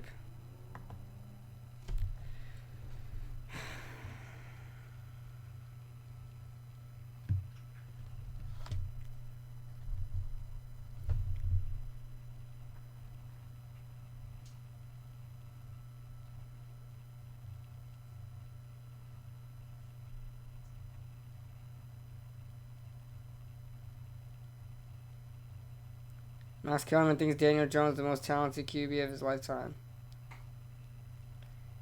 I don't know about that. I don't know where to find that clip on YouTube, Mike. You have to send it from YouTube, not from Instagram. I can't watch it from Instagram. I can't show you guys it from Instagram. But I can play the sound clip. I'll play the sound clip for you guys. I can't show it up on here. I'll play the sound clip for you guys. This is Max Kellerman. Max Kellerman saying that Daniel Jones is the most talented quarterback of his lifetime. This is how on and off he is. He hated Daniel Jones. Now he loves Daniel Jones. So, well, same thing with me, but I wasn't to this extent. Hold on. And Daniel Jones is the most talented quarterback we've ever had in my lifetime. Phil Simms had a rocket for an arm, but overall talent, Eli Manning. Oh, in the Giants' lifetime. He's the most talented I've seen. Just like who's Giants QB. Okay. Arm talent, he has it. I go over this every time. He's mobile. I understand he's that. quick, Then. he's smart. Look at what happened to the Giants' offense. Same offense, by the way, except no Saquon Barkley, let alone Odell Beckham Jr. Right? Look what happened to the Giants' offense as soon as he got on the field. Started moving the ball down the field both games. I've been a Giants fan since 8 years old, I think. And Daniel Jones is the most talented quarterback we've ever had in my lifetime. Okay, that's understandable. That's understandable. Saying he's the most talented Giants quarterback he's ever seen in his lifetime. That's understandable. I mean, I understand. I could understand that. I thought he said that. He said, most talented quarterback ever. I'm about to say, yeah, I love Daniel Jones, but I don't know about that. Most talented, disrespect to Eli. What? And Noah, Noah, we gotta be real, man. We gotta be real. Not that he's the best quarterback. He's the most talented quarterback. Like Aaron Rodgers, is he the best quarterback of all time? No, he's the most talented. I would say he's the most talented quarterback of all time. He's not the best quarterback of all time, like Aaron Rodgers. But Daniel Jones should be the most talented quarterback the Giants have ever had. He doesn't have... Daniel Jones has more arm strength, accuracy, mobility than Eli Manning had coming into the NFL. That's just truth. That's just truth right there. It's truth. He has more talent than Eli Manning did coming out. But will he be the best quarterback the Giants have ever had? That's the question, and I think that's different. That's different. So that's fair to say that he's the most talented quarterback in Giants history. Stephen A. is a lazy clown, assumed a black dog. Yeah, I know. He's more of a runner than a thrower. Remember that? More of a runner than a thrower. He said that. He said it like Forrest Gump was. He said it like Forrest Gump. More of a runner than a thrower. As a black man, you guys wouldn't understand. You have no say in this. As a black man, Dwayne Haskins is more of a runner than a thrower. It's all good, Noah.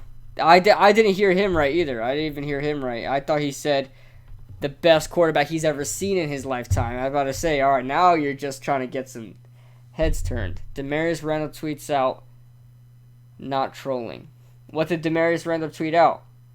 Jordan, what did he tweet out?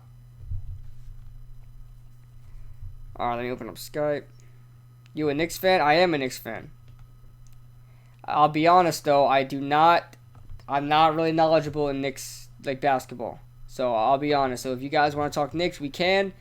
But let's see if I can keep up. I don't know. The eyes emoji. Oh, I don't know. He probably just tweeted out the eyes because I don't know. Maybe because the Browns look like they're good again. I don't know.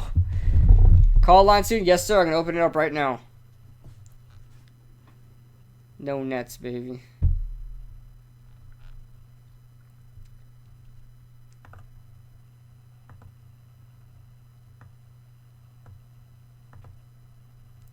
Alright, guys. There's the number. You guys can call that in. And yeah, we'll get to talking. What's going on, King Justin? You missed everything, King Justin. You missed everything. You missed the crazy video we watched. You missed my story time on how I almost played Lamar Jackson in high school, and I just realized I almost played him in high school. And that he went to the school right next to mine back in high school. What's going on, Road Dog? What's going on? Yeah, crazy story, Road Dog. Yesterday. If you guys want to call in, you can. I don't know if you guys... Oh, Skype just shut down. Sorry, guys. If you guys are calling, I'm sorry. My Skype just shut down. That's why I wasn't getting anything. Self-promotion? Who's self-promoting? I'm self-promoting myself? I'm just saying. Oh, Yakov. But, yeah, to fill you guys in like King Justin Road Dog, I was saying yesterday I just found out that Lamar Jackson, because back in 2014, during football camps and stuff during the summer, we were talking about a kid. That played quarterback for Boynton Beach, which was one of our rival schools, and that this kid was insane. This kid was a running quarterback, and he ran everywhere and just made people look foolish on the field. And I remember watching Lamar Jackson, and I was like, this guy is crazy. I didn't know his name, but I was like, yo, this guy's insane. And yesterday I just saw the highlight again, and everybody's like, oh, that's Lamar Jackson. I didn't even know that. I didn't know that was Lamar Jackson. That was Lamar Jackson. I almost played against Lamar Jackson. I played running back, for you guys didn't know. It's in my username. I saw you guys' missed calls. My Skype shut down, so you guys are gonna have to try to call again. Hold on. I have to put up my Skype again. But insane, man. This is a small world we live in, dude. It's a small world we live in. Small world.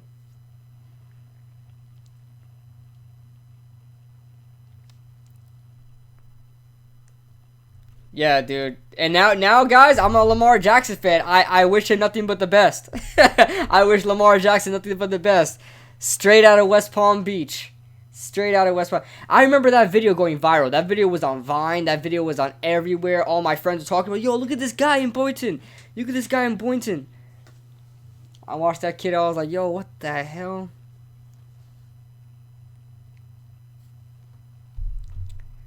Yeah, is my Skype gonna... Oh, there we go.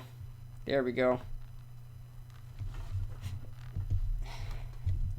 We got our first caller in, coming in. I picked it up.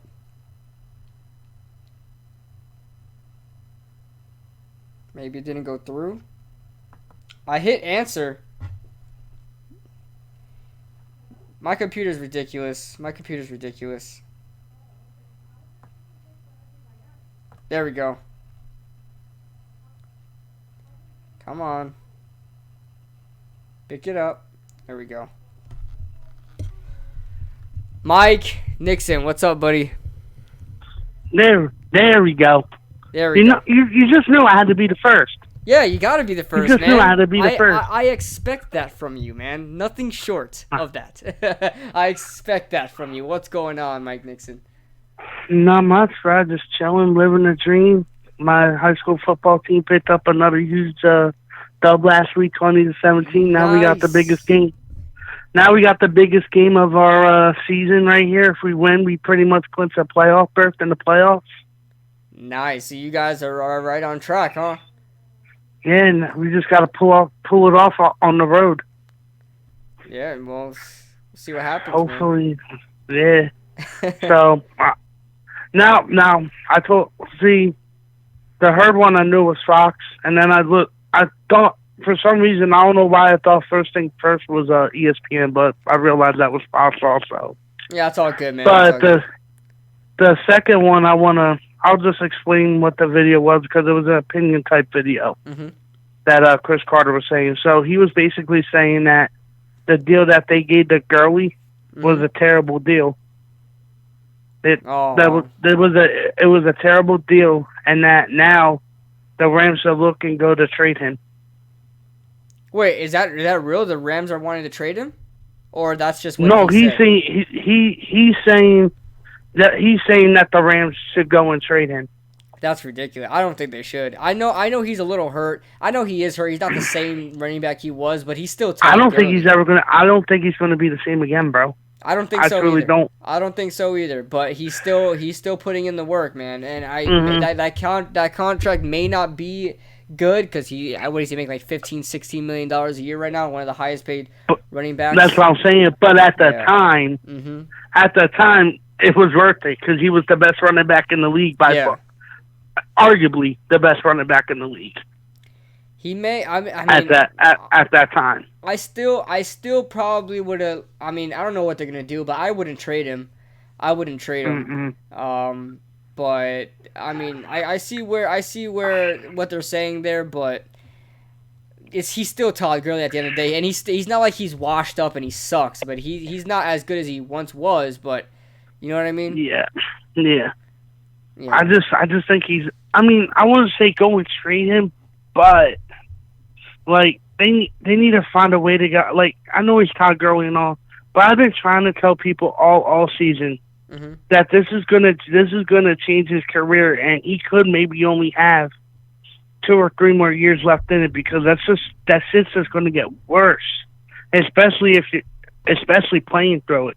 Yeah. Because you take a hit to your knee, even like every game, if you're taking hits to your knees, you may not feel it at the moment because you're taking a high tolerance painkiller. But excuse me. But how's it gonna feel on a Monday or Tuesday or a Wednesday? You know what I mean? Yeah. After that game, that pain tolerance can be all fine and dandy during the game. Doesn't mean it's not going to come back. You know what I mean? Yeah, for sure. And on top of that, I mean, it's wear and tear. Whether it happens now or whether it happens down the road, it's gonna hit him, man. And that's what sucks about these knee injuries. And Sony Michel, who also came out of Georgia, has the same problem. A lot of people said in 5 years he's not going to be in the NFL. Like he's counting his days. His days are numbered in the NFL because ever since he was drafted, everybody was saying that's why he was drafted so late.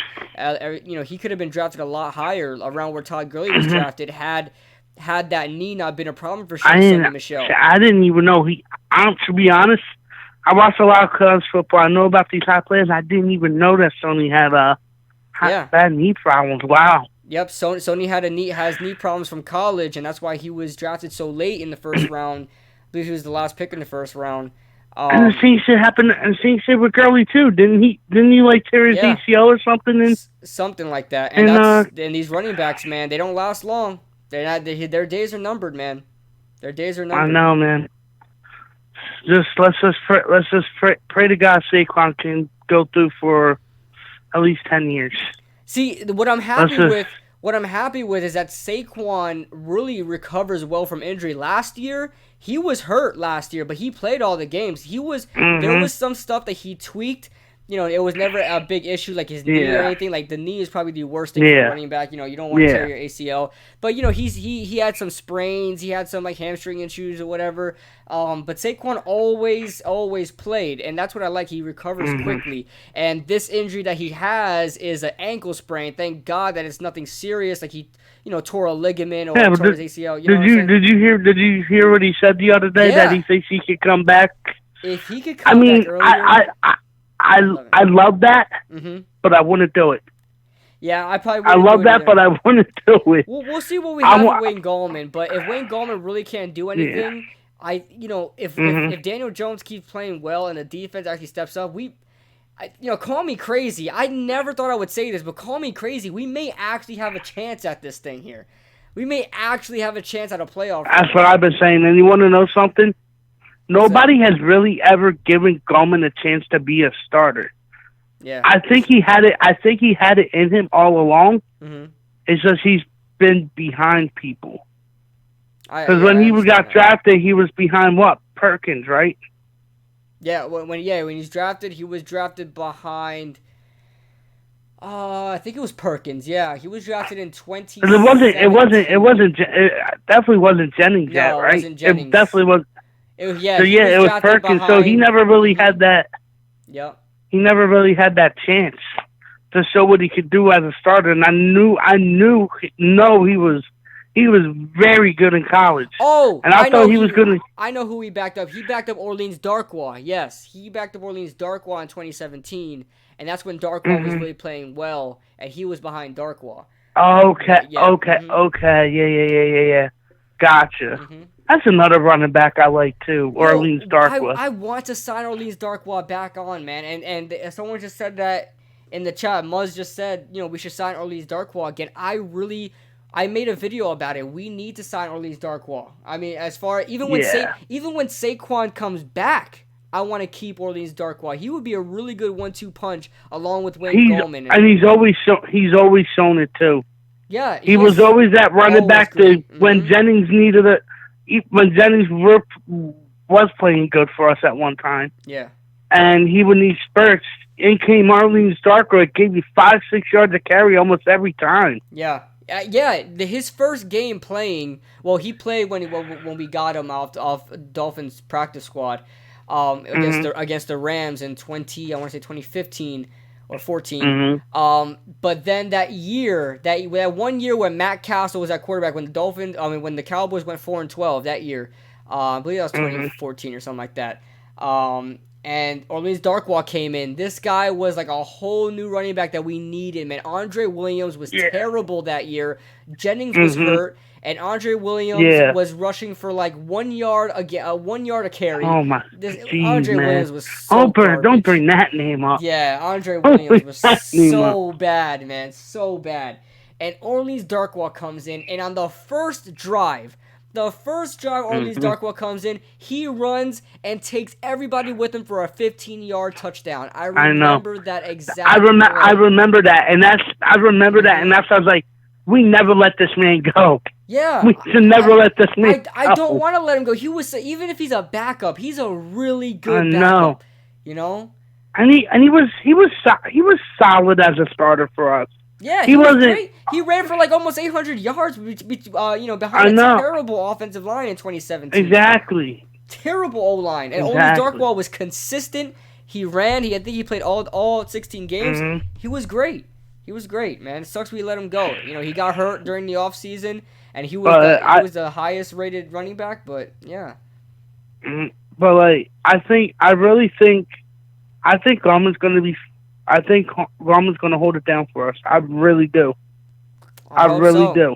And I hope so. And he has a big test against a really good Minnesota defense.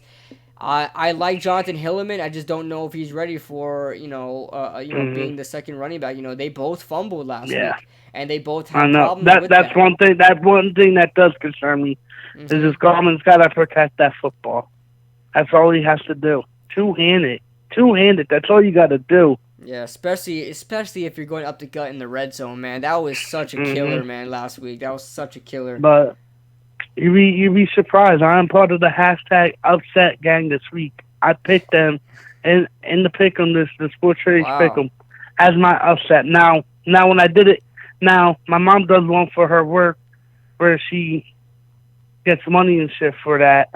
Oh, really? And for the money pool, I want Minnesota. I had to play it safe there. I want to win some money. So, but for the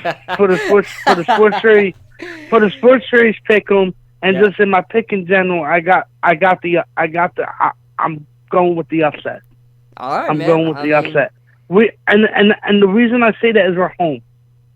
I think we got it at home. It's not by no means is it going to be a blowout, but I think we win by 3 points. I'm going to say we win. I'm going to say we're going to win 31-28. Man, if we beat the Minnesota Vikings, we are going to make a playoff. No, scratch that. 24-21. 24-21. I'll take it, man. If we beat the Minnesota Vikings, we're going to be a playoff team. If we beat the Minnesota Vikings, we are a playoff team. And it's like the real thing that Daniel Jones has to work on. The only real true thing there may be more, but the one true thing that's exasperating my eyesight, he's got to stop looking the receivers, which is a good thing. Why we have Golden Tate back, because now he cannot just one look separate. He has options. He's got to go through his progression. He went through his progression on that. Red zone touchdown to Gallman. He looked at his first, he looked at his second, didn't see was there, and hit the check down for his third, which was Gallman. Yeah, man.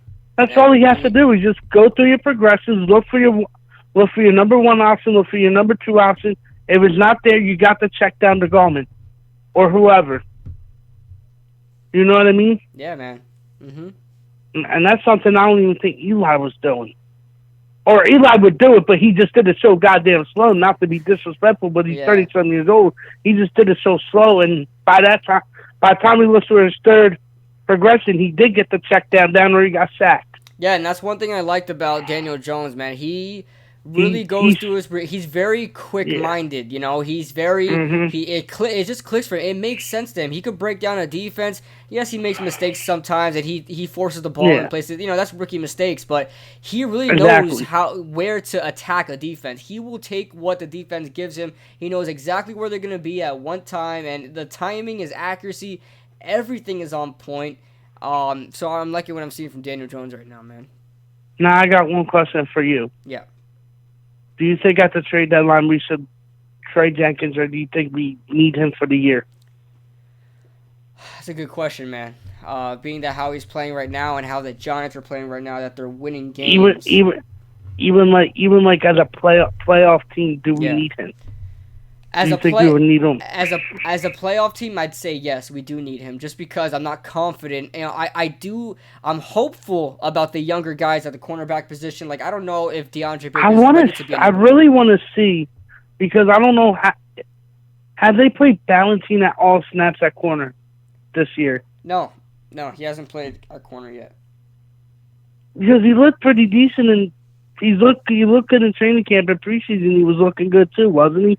Yeah, that's the thing though. I don't understand why he hasn't played, but I could understand if he just doesn't have the time to, because Janoris is always on the field, Baker's always on the field, and Grant Haley is not terrible. I watched them on film, and he gives us some catches here and there, but he's not the greatest corner. That's why he's a number 3 corner for a reason. Yeah. But I wouldn't mind trying out Ballentine in the slot.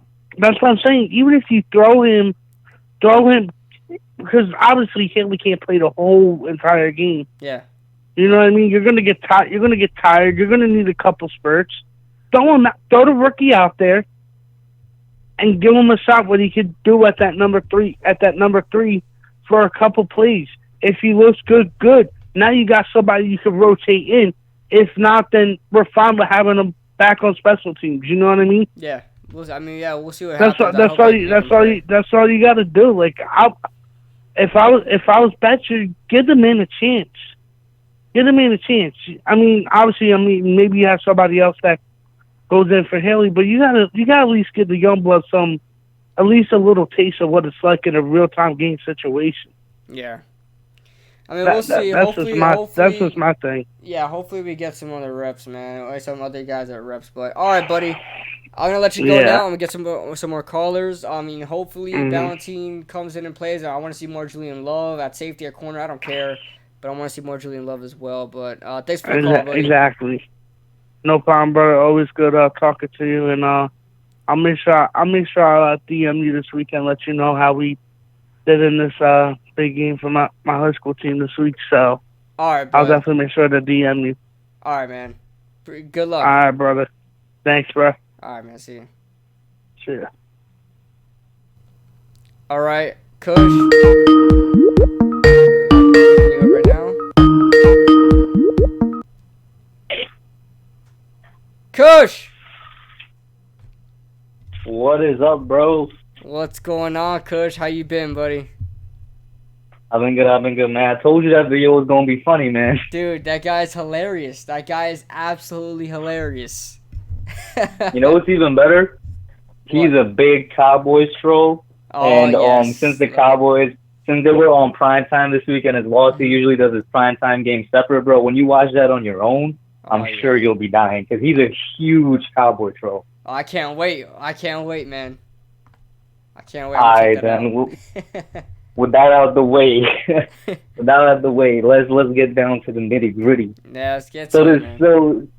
This linebacker position, right? I'm looking at our middle linebacker position. We're extremely thin. You know, everybody, including myself. I want to take a look at B. Marsh. You know, I want to sign him, but there has to be a reason why nobody has signed him yet. You know, there's definitely something there, but let's at least bring him in for a workout, right? But another thing I've been considering is that right now there's a couple teams, you know, that are winless or have one win, and there's like a couple teams you could tell that are kind of gonna go into tank mode, like they don't really have anything to play for this season. Like, I don't think the Bengals have anything to play for. The Broncos more and more are looking like it's like they don't have anything to play for. Obviously, the Dolphins and whatnot. I'm like, we can try and send a 6th or 7th round pick the Bengals or the Broncos' way to get one of their middle linebackers. And then I already mentioned in the chat, this is obviously a pipe dream, but if we can get Von Miller I wouldn't mind giving up a couple firsts for that. Ooh, Von Miller. But yeah, like I'm definitely down for like saying like a 6th or 7th round pick to one of these teams that are just like in a lost season, because we only need the guy to fill in and be average, you know. And I think they will suffice for that, because right now Mayo and Stupar, they're, let's be honest, below average for starting linebackers. Yeah, we just need somebody average to like fill in that spot. Mm-hmm. Yeah, I mean, what do you think about that idea? I'm with you. We should trade for a middle linebacker. Well, we should either pick one up. I don't care what we do. But Brandon Marshall, I want to see what's going on with Brandon Marshall. I'm just as shocked as you are how no teams have picked him up yet. I thought he would be one of the first guys to go in free agency and get paid some decent money. So I don't know if there's maybe he's not passing physicals or he's not passing workouts. I don't know, but I think the Giants should definitely bring him in for a visit and see what happens there.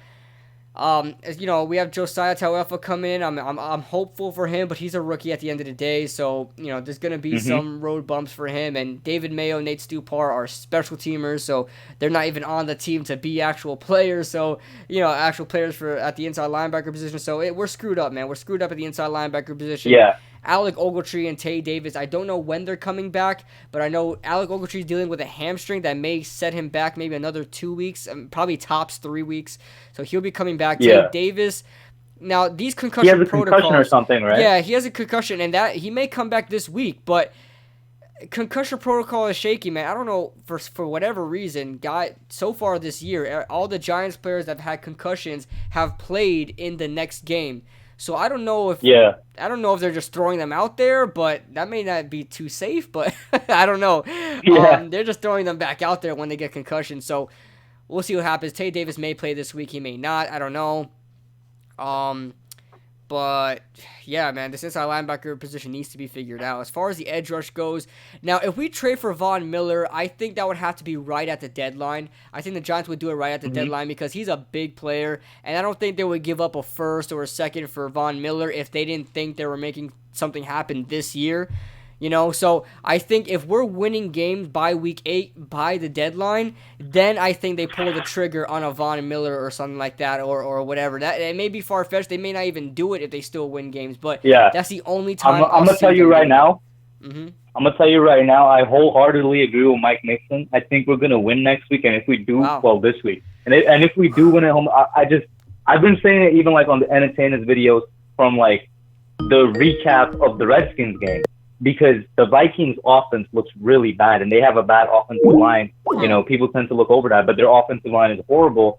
And I'm like, we have a legitimate shot at winning. And if we win this game against the Vikings, I think we're a playoff team. Because sooner or later, I think the Eagles will. Right now, in my opinion, I think they're outperforming their actual talent because they are also really banged up, probably more than we are.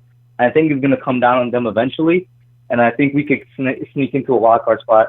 But for me, it's like if we win this Viking games, we're definitely sneaking into that wild card spot. Now, I know a lot of people are getting very optimistic, and you're right. You're right for that. Okay, the Giants have looked good in the past 2 weeks, but you have to remember, you know, we faced the Washington Redskins. They're garbage. They had no Terry McLaurin, things like that. I'm gonna pump the brakes on the Giants for now, and I'll join if we actually pull this game out, I will join the bandwagon. If we pull off the Vikings. Yes, if we pull off a win against the Vikings, and it's a good win, not some bull crap, the refs won us the game crap, you know what I mean? If we actually legit win this game, and we play good on all 3 phases of the ball, you know, of the game, offense, defense, special teams, if Daniel Jones lights it up, if the defense can hold Adam Thielen and Stephon Diggs, and also Dalvin Cook, who's absolutely killing it so far this year, last week, along with the entire Vikings, last week Dalvin Cook was bottled up.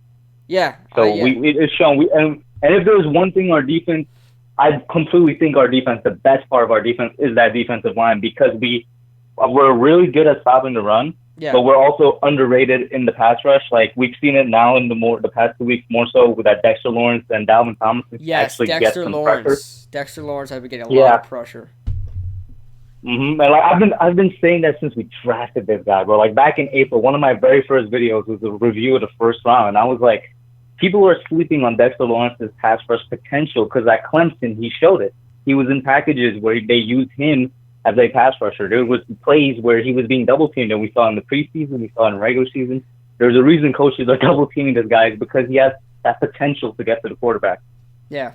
And now that we think about it in hindsight, I like to pick. I wanted Jerry Tillery because I thought he was more of a pass rushing DT, but I haven't heard about Jerry Tillery at all with the the same could be said about Jeffrey Simmons. Like, I agree with you there. The same could be said about Jeffrey Simmons. I thought he was a good pass rushing DT, but since then, haven't really heard anything about him. Oh no, but Jeffrey Simmons right now, he has a torn ACL. I don't know if he's coming back this year. Okay. Yeah. That's why. Yeah, that's why he fell into like the second round or whatever by the Tennessee Titans. That's why nobody picked him up yet. But I mean, nobody picked him. No, that's why he's not playing yet.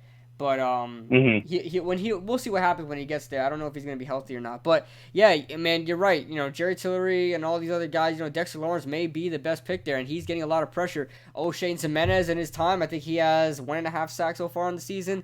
Marcus Golden is looking really good. I gotta talk about that. Yeah. Let's talk about that. Well, first of all, I just want to touch upon Marcus because I want to talk about O'Shane more. Marcus said it several times. I believe you said it too. Great pickup. Like, from the moment we signed him, he was always going to be fantastic a low-risk, high-reward type of player. And right now, it's paying off as, you know, more so on the high-reward side. So I'm glad we're getting that from him. But O'Shane is somebody I'm really surprised by. I think everybody knew about his potential. And I learned about O'Shane through Mike Too Nice, because I think Mike Too Nice actually mocked him to the Giants a while back. Oh, wow. Okay. And O'Shane, like, since he stepped in, he's just been getting pressure. He got, I think, like a sack or two in the season already. I'm liking what I'm seeing from him. I'm surprised that he's, you know, outperforming Lorenzo Carter, the guy that I thought was going to be, like, the next pass rusher for the team. Yep. And O'Shane he's outperforming him, whether it's by scheme, you know, whether you want to put it on the coaching or something. Like, you just don't get sacked by accident. So that's something to take notice of. And I'll tell you right now, Lorenzo Carter is going to be out. The people are saying he's going to be out maybe 1 to 2 weeks. I think that you said that in the comments, right? He's going to be out. Yeah, I said that, but OBJ actually corrected me, Odell, in the chat, and he's right. Pat Shermer said he's expected to be back for the Vikings, so we might see him this game. Okay, but he's beat up, so he may have limited snaps, so that means we may see a lot more of O'Shane. If bold prediction here, if O'Shane has a good game against a bad offensive line in Minnesota and he actually does well, you may see him take more snaps than Lorenzo Carter in the next few weeks, man. I really think that O'Shane's really stepping up, and he's taking the most opportunities of the time he's given.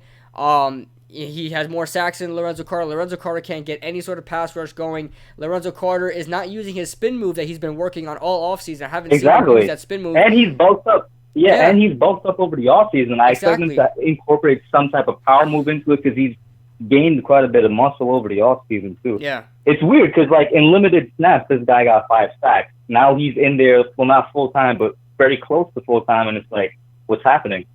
Yeah, I mean, I don't know what's going on with him, but O'Shane, I tell you right now, if Lorenzo Carter doesn't do well, O'Shane's going to step right in there like, let me take this time. It's my time to shine now. So, with as far as the Vikings offense, though, I want to ask you, the Vikings offense has not been passing the ball as of late just because they've been focused on the run, man. This new offensive coordinator for the Vikings they love running the ball now. Dalvin Cook is getting a lot of rushing yards. And so that means there's less opportunities for Thielen and Stephon Diggs. With the Giants struggling in the secondary, do you think we're going to see more of Thielen and Stephon Diggs? Do you think we're going to scheme more towards them? Yeah, are we going to see more of those two? Like, are they gonna throw the ball during this more? Game? Okay, that's actually a pretty good question. I'm gonna say no, and the reason I say no is because that's what the Vikings did their last game, and they lost horribly. Well, not horribly, but they lost by a good margin. They tried. I think they've noticed that, hey, we're kind of not involving like one of the best wide receiving duos on our team thus far this season, and they tried to push the ball downfield. They tried to pass it a lot this past week, and it didn't exactly turn out well for them. I think they're going to try and reestablish the run game because it kind of left them last week. I wouldn't be surprised if they attack our secondary, though. So let's call a spade a spade. Our secondary is weak, but I think they're going to try and reestablish that run because of their outcome last week. I completely agree with you. I feel like they're going to run the ball. The Giants may struggle in the beginning, but I firmly believe that we'll figure it out against. I don't think they'll run on us the whole game, but I think the Giants may start off a little slow. I think they'll know what's coming. They'll know that Dalvin Cook's going to run it. They just won't be able to stop him. But I don't think the Vikings offensive line is that good that they're going to be able to stay consistent the whole entire game. So that's so true. That's so true. Yeah, and I think there's going to be a lot of play action, a lot of opportunity for, when they do throw the ball, I know it's going to be some deep shots downfield. They're going to try to use Stephon Diggs, Adam Thielen in that kind of way, run those crossing patterns and attack the defense that way, as the Giants, Mike Evans did that the whole game in Tampa against Janoris Jenkins, those crossing patterns and straight up. So that's definitely what the Vikings are going to try to do. Run the ball, play action, throw the ball deep, and that's how they're trying to move down the field. Very similar to Dallas, in my opinion, because Kirk Cousins is just not that good. So they're going to run, pass, run, pass, Yeah, to be honest, Minnesota right now is an inferior version of Dallas. That's one way you could really look at it. Yeah, absolutely. Absolutely. Mm-hmm. Yeah, and going back real quick to the middle linebacker talk, I actually made a video a couple hours ago, and I talked about signing B. Marsh. I talked about, the elevation of Talefa. And then, what was it? I mentioned it in this video, too, something else. Oh, yeah, trading for some dude from another team that's going down. Mm-hmm. But something that I've seen since July, where I'm talking way back, circulating around Giants Beats Reporter, the internet, Reddit and stuff. Mm-hmm. And now it's coming back because our middle linebacker position is so thin. And we just talked about Lorenzo Carter not producing at pass rush. What do you think about moving into middle linebacker? Because he is really good in pass coverage for running backs, yet to be seen against tight ends. He has the body frame and the structure built for a middle linebacker, and he actually has a little bit of an advantage because he's taller than our other inside linebackers right now. And I think while I would love for him to develop as a pass rush because that's what we drafted him for, that's the kind of project he is, I don't think it would be too bad to put him in that MLB position, even if it is just for a couple weeks this season until we get some of our guys back. We'll see what happens. That's very interesting. I didn't think about that, but we'll see what happens. I don't know if Lorenzo Carter really has the 2-point stand up and kind of patrol, field general, like how a middle linebacker is, the pass coverage.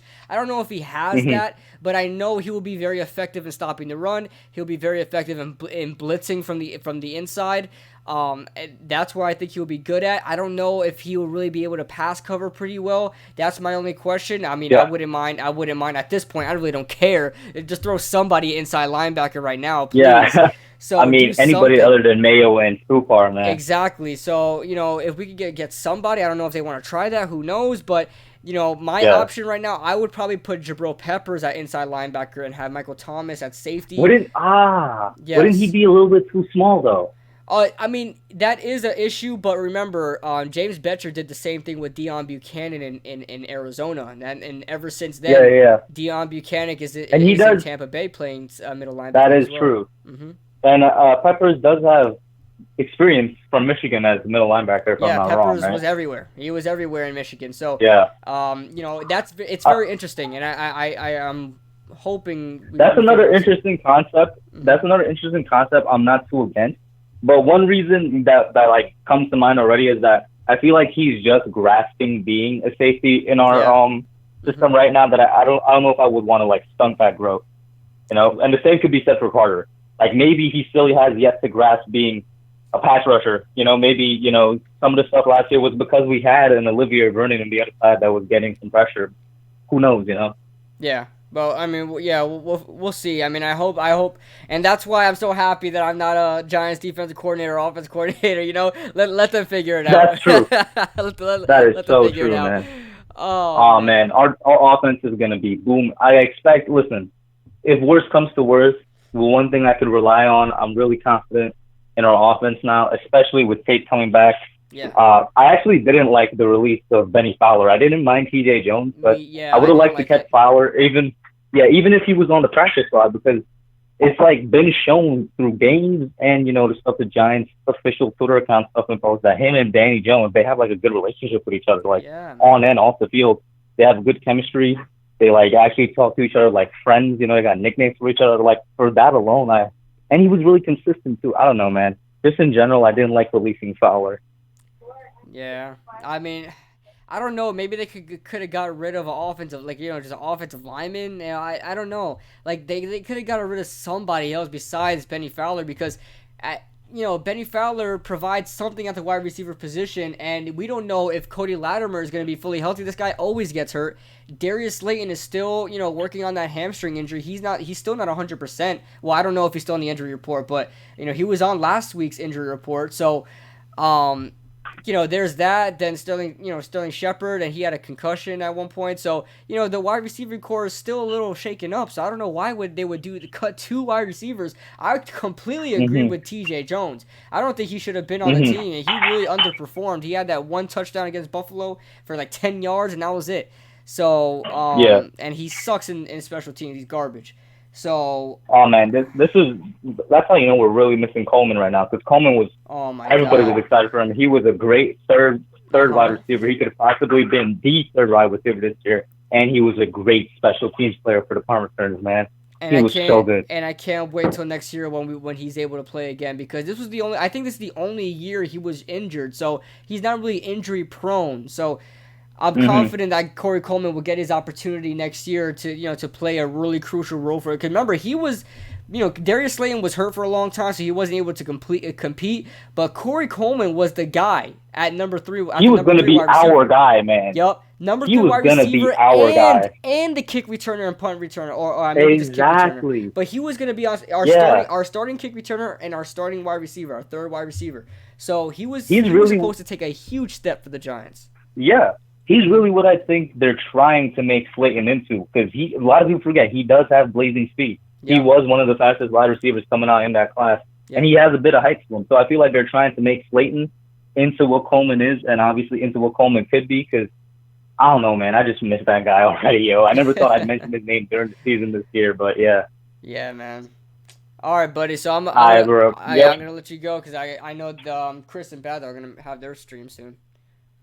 Yeah, no problem, man. Great talking to you as always. Have a good night, man. All right, man. Appreciate it. I'll check out your video too.